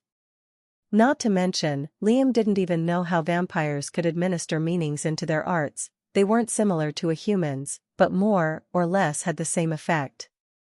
At the very least, the writings were more or less identifiable. There were letters that didn't even look like they meant anything, but looked integral to the art as a whole. That wasn't a strange occurrence. Liam's linguistics teacher often told him the languages that they learned were incomplete and missed various aspects. Most of the foreign races were out of touch with humanity, but the few remnants of their languages remained behind. All in all, it was still an amazing find. If Liam could understand even a little bit of the meanings and piece together the words he didn't know, his inscriptions would be infinitely better than before. Also, although he wasn't nearly experienced with his blood weaving, he could vastly improve his method as a whole if he perfected his understanding of the vampiric language. Chapter 137 Change. Are you going to take all of those? Nive asked as Liam rummaged through the chest and started to store them one by one. You can't even use any of them.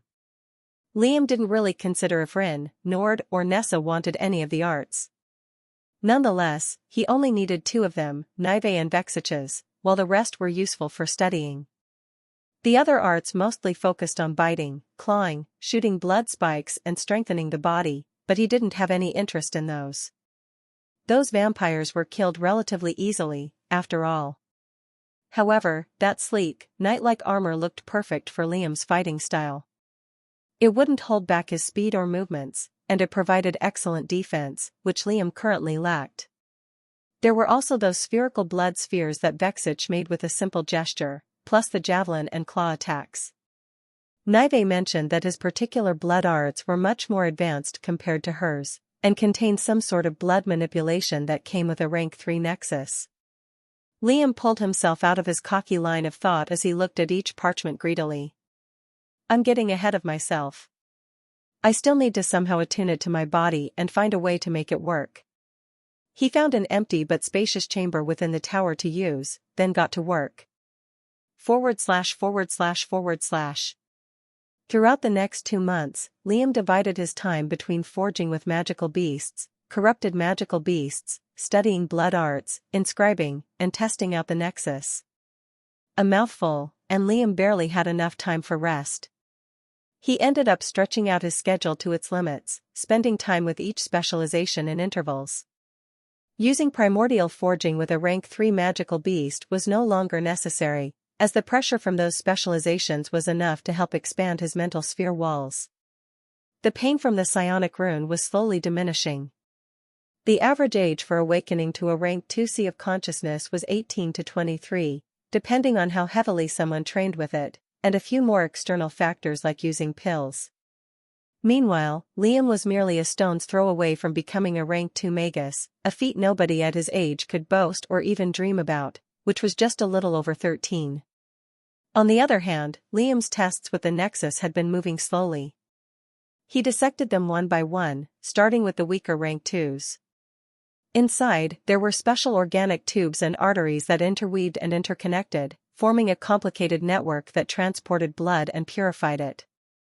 Those tubes connected to the surface of the nexus and then narrowed down into tendrils that gave the vampire precise manipulation over his blood and healing. Honestly, Liam had no idea where to begin. He wasn't discouraged, but it was just too complicated for his understanding. It was clear that his goal of mimicking a vampire's regeneration and blood purity was the most challenging, and he couldn't accomplish it with his current level of strength and comprehension. Liam narrowed his goal to working on a purer ink to inscribe with, which was much easier to work toward. On the other hand, his forgings had been progressing steadily. Liam had fully transitioned into forging complete short swords. He had gotten quite good at them too. 5 out of 10 of his inventions functioned properly, thanks to his new method of letting the beast will cook in his head. Inscribed items had their own rankings and tiers in between. Generally, a rank 1 magus with a rank 1 solid stage core couldn't make something better than a rank 2 magus with a gaseous stage core. The disparity was too great between centers of power. Similarly, the opposite could be true. Of course, these factors varied depending on how knowledgeable and talented a person was in forging, and the method they used. Unorthodox methods helped forge items that were beyond the standard capability of a cultivator. Primordial forging was one of those methods. Most of my items are in the lower tier of rank 1. The more beast will I add, the better the blade. His forgings were a lot sharper and more pleasing to look at due to Liam's advancement to the solid stage. He found that purifying and shaping the magical beast parts were significantly easier to do as well. Out of all his progress, his inscriptions were doing the best. Mainly his linking capabilities. Learning the tiny intricacies of the vampiric tongue by studying the blood arts gave Liam ways to express his meanings much more fluently. Through that, Liam was able to successfully perform a sharpness inscription on his blade after 1.5 weeks. Had Richard seen him do so, he would have coughed blood. It wasn't the best, and he still had a long way to go, but it bolstered his silver blade's sharpness considerably. As time passed, Liam improved in all of his aspects, physical and mental. As the months came to a close, Rin experienced a breakthrough in her core, giving her the status of a liquid stage cultivator. She seemed to be in an uplifted mood. Nord was the same, following just a bit further behind. The boy didn't look too proud seeing that he was beaten to the punch by Rin, but that only strengthened his drive to cultivate. Nessa kept to herself throughout the 2-month period, silently creating potions and other alchemic products. Gerald's death seemed to make her more mature and less childlike, but took away her enthusiasm and cheerful personality. ///. Liam was sitting cross-legged with the psionic rune on his forehead. Cold sweat trickled down his face and drenched his black-clad clothes, but nothing he wasn't already used to. His hair grew long enough to reach his knees, but he didn't bother to take care of his unkempt appearance. Suddenly, something started to change. Slowly, the psionic rune lost its ability to harm and pressure Liam's mental sphere. Within his sea of consciousness, his golden barrier started to rumble and shake, while the mental energy within started to deepen and shade. Chapter 138 Meeting. Hundreds of different sensations, painful, flaming, ice-cold, washed over Liam's brain.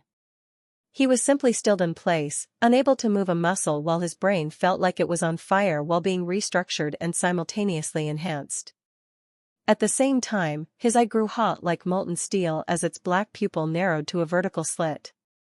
Liam didn't scream, not even a grunt. He could just ignore that pain entirely. A huge pressure unfolded in the small chamber. Waves of buzzing hums vibrated the air around Liam's figure. He felt his thoughts racing at incredible speeds, clear and comprehensible, detailed and precise. After a solid 30 seconds, it was over. Liam felt serene. Usually, fatigue weighed against his mind due to how heavily he used it, but all of that washed away. He could pristinely hear and sense exactly what the others were doing throughout the entire spire and surrounding space. Nord was cultivating, Nessa was mixing alchemic ingredients, Nive was lazily lying around Rin's room.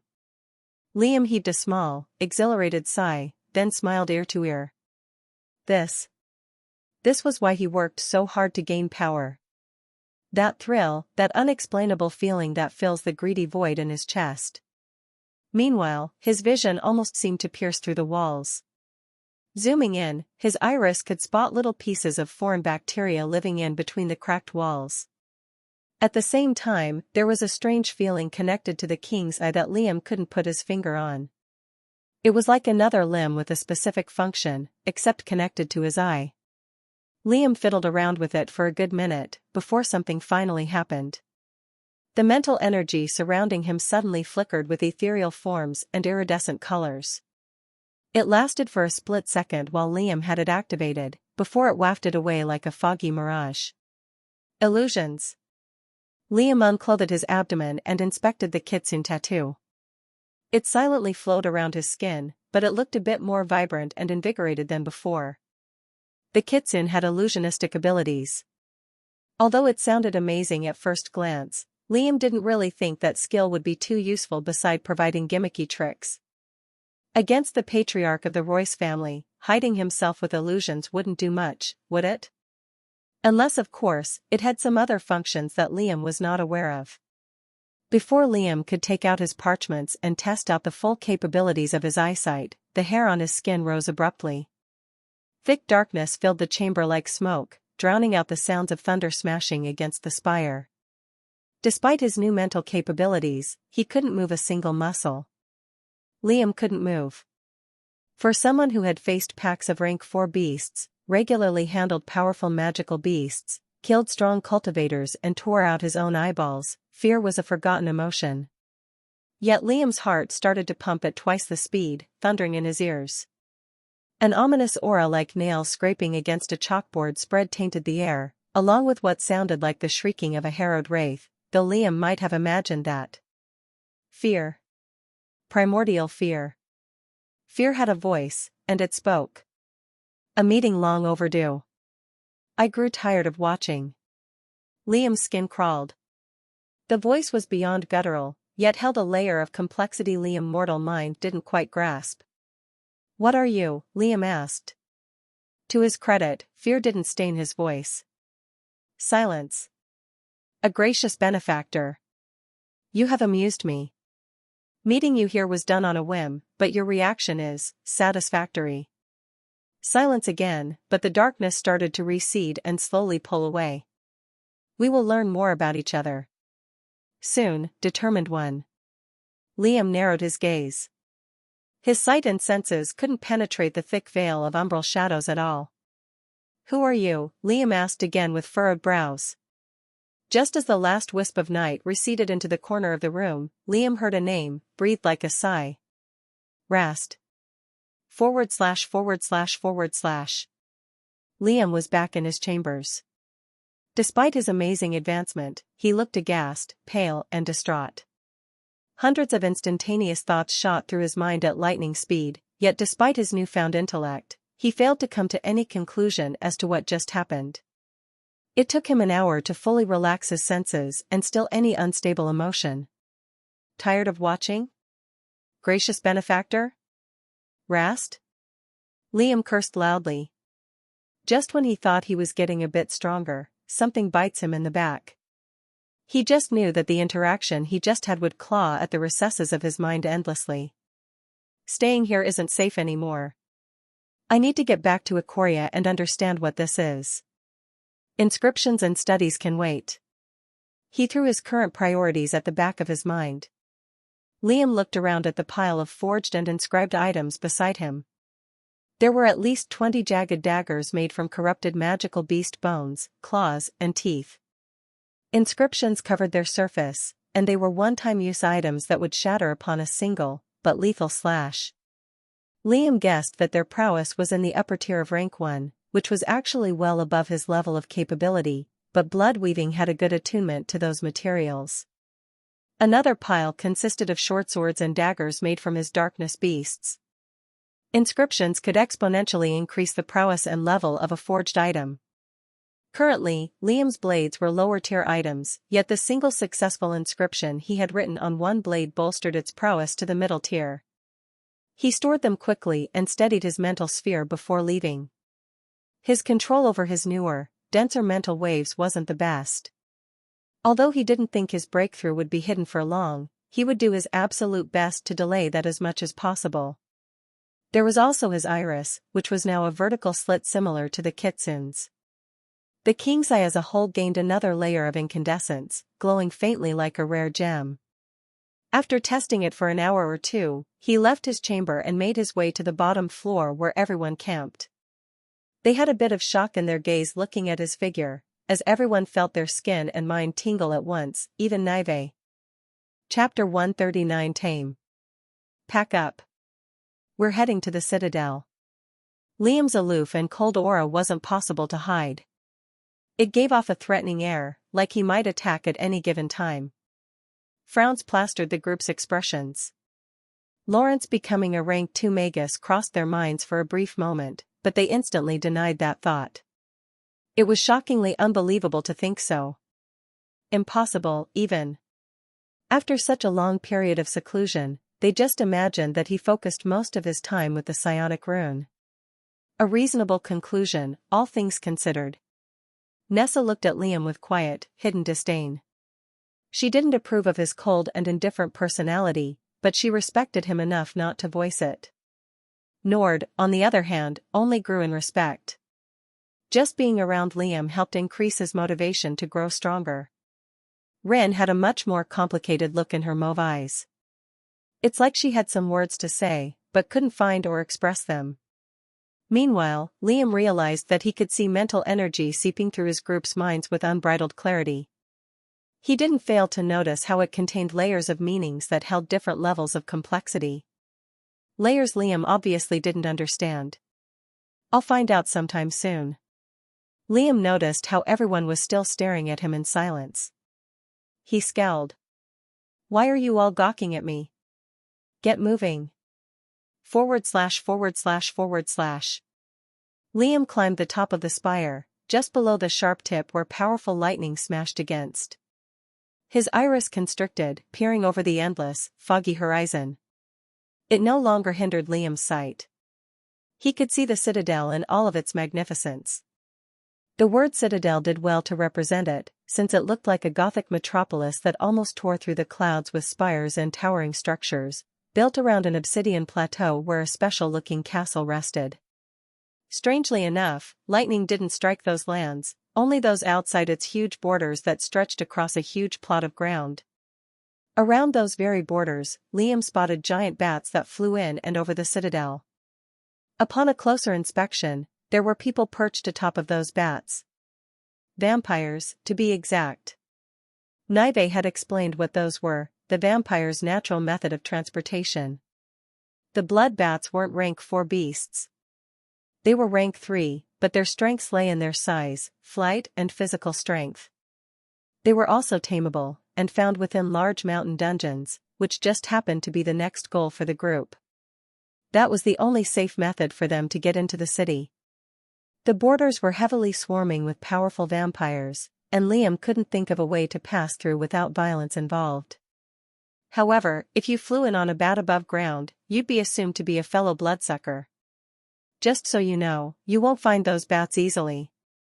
They're extremely rare compared to earthen creatures, and it's not guaranteed they will let you ride them. Nivea's words contained a mix of fear and excitement.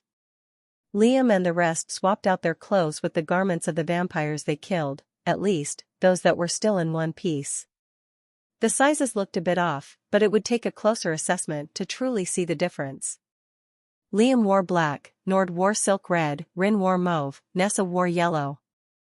Thankfully, the loose garments came with hoods they could throw on their head. Once everybody was ready, they set out once again. /////. It took a week for the group to find a large dungeon with blood bats, taking cultivation and food breaks in between.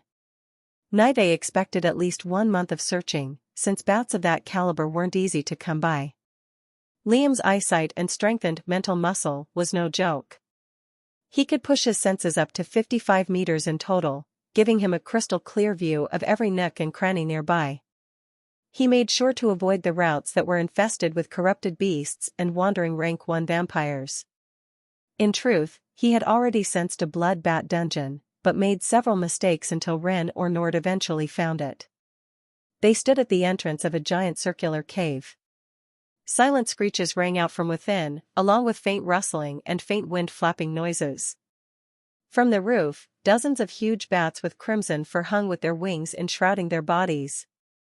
Even on the floor, there were bats that laid on top of each other for warmth. I'm not 100% sure about this, but to tame one, you have to feed it some of your blood. If it likes you, it will let you ride and fly on top of it. 7 icy eyes pierced holes through Nivea's skull. You waited that long to tell us you didn't know? Liam asked with a scowl. Everyone else was angry for the same reason. Nive shifted uncomfortably in place. It's not my fault. I thought if I wasn't useful, you'd kill me off. Nessa let out a slight scoff. Maybe he will. She shot a look at Liam. Liam ignored her remark and heaved a sigh. We'll have no choice then. Who wants to go first? Silence. Surprisingly, it was Nord who answered first. I'll do it. It looks fun. Nord stepped forward and cautiously stepped into the blood bat den. It took him a minute to reach the closest bat on the floor, which looked at him with an unnerved look. It hissed repeatedly as a warning, but the vermilion-eyed boy wasn't afraid. Taking another step forward, Nord bit his finger, collecting the blood in the hollowness of his hand. With slow and careful movements, he stretched out his hand towards the bat. It took a few minutes for the bat to stop hissing, but slowly, it reached for the blood. Like a cat dipping its tongue into milk, the bat licked Nord's blood until it completely finished it. With another hiss, which sounded way softer compared to the first, it picked Nord up with its giant maw and threw him on his back. Chapter 140 Flight. An ear-to-ear smile spread across Nord's lips. Born in blood by COVID candy, he couldn't help but laugh incredulously. I'm doing it. I'm actually doing it. Looking at the delinquent so happy, Rin couldn't help but feel a bit of envy. Even Nessa looked like she wanted to be next. Nive raised her hands in triumph, then looked at Liam with a smug smirk that said, I told you so. Who's next? Liam questioned, ignoring the vampire's existence. Rin was about to raise her hand, but Nessa beat her to the punch. I'll go. With a slight awkwardness to her step, Nessa carefully entered the dungeon and made her way to the nearest bat. Meanwhile, Nord was already ruffling the hair on his blood bat's head, rubbing his face into his fur as he called the beast a good girl. They're letting their guard down, Liam thought with a tinge of anger. Rast came up in his head again, souring his mood. Then he remembered his dreams of riding dragons, perching atop their heads and soaring through the skies. Bat's flight probably resembled the sensation, but most definitely lacked the power and might that a draconic beast had. A sullen look flashed on Liam's face for a split second, but he suppressed it and scoffed lightly. I won't settle for cheap replications. Nessa reached deeper into the dungeon, eventually reaching a smaller-sized blood bat curled up in the corner. She looked a bit fearful getting too close to one, but seeing how easily Nord tamed his, she pushed away any second thoughts. The blood bat noticed her and started to hiss, but Nessa held her ground. With a quick bite of her hand, she drew enough blood to fill the hollowness of her palm. Stretching it forward, she squinted her eyes with hope and waited for the blood bat to accept the offering. It took a bit more convincing compared to Nord's, but eventually, the beast came around and started to slurp up the blood from Nessa's hand, warming up to the human. She is growing, Rin gestured to Liam from the side, you helped her in that regard. Liam shrugged indifferently, your turn now. Rin sighed. Any attempt at making small talk was instantly slapped away by Lawrence, and she couldn't find any foot in the door to ask about his life or forging method. Nonetheless, Rin was the third person to enter the dungeon and look for a bat. Hers was unsurprisingly the fastest to finish, too. Her violet eyes scoured the available beasts and chose the one she assumed would be the best for her. She formed a quick cut on her palm and let one of the more larger beasts take a good amount of blood from her, successfully forming a bond. With a lithe jump, Nive jumped atop Nessa's bat and settled behind her. Out of the four, she was the one easiest to speak to, and the vampire's favorite. Then, it was Liam's turn. The others were already halfway attempting to figure out the beast's controls. A tuft of dark crimson fur gave them a seat behind the bat's giant head, and to move it forward, they simply had to tug the hairs in a specific direction. Right as Liam took his first step into the cave, a bat from the deepest part of the dungeon let out a low hiss. At once, every blood bat fixed on Liam's figure with hostile glimmers in their beady, scarlet eyes. Nord looked confused. Rin furrowed her brows. Nive grew fearful while Nessa grimaced. Heaving a sigh, Liam shook his head, prepared to unsheath his blades. What now? Liam already knew what it was. A peak rank 3 blood bat. The pack leader, to be precise. From a steep slope on the furthest end of the den, it climbed out and stared at Liam with a violet gaze. Dragging itself with its spiked wings, it took haughty steps towards Liam, causing bits of the cave to shake due to its sheer size, spanning more than 6 meters tall. The surrounding bats flew away to make way for their alpha. Liam didn't move, even as the beast towered over him. It let out a guttural growl, its huge, ruby-like eyes staring down at him. It slowly brought its head closer and closer to Liam's, enough that its drool dripped below his feet and its foul breath entered his nostrils. Rin, who watched from atop her beast and had the most knowledge about magical beasts, knew exactly why the blood bat exited its dwelling. It made her widen her eyes in hidden shock. It felt threatened by Liam's presence. It didn't attack for the same reason. Magical beasts were prideful animals. The only time they grew docile was when a significantly more powerful beast invaded their domain. Without so much as a flinch, Liam responded with a penetrating, pressurizing glare of his own, his golden iris constricting vertically and causing the bat to considerably soften its growls. The silent staring contest lasted for a good minute, but felt like hours to everyone watching. By the end of it, the blood bat lowered its head below Liam's, its perked-up ears drooping down just like its pride. You can't be serious. Nord voiced with a dumbfounded look. Everyone else mirrored the same expressions. Liam suppressed a smile. He put his palm on the blood bat's head, then perched on top of it as though it were a horse. Pulling its mane forward, it let out a slight screech and began to flap its skinny wings with growing fervency. With an awkward hop over to the ledge, the giant bat leaped off the dungeon entrance, plunging towards the foot of the mountain at a terrifying speed. Liam couldn't suppress his smile any longer. He felt alive. Gales of cold wind dragged his lustrous blonde hair and garment, making it flutter like a flag. Just as the bat was about to smash face first against the earth, it unfurled its wings and smoothly rode the gushing waves of air, ascending towards the skies and taking flight.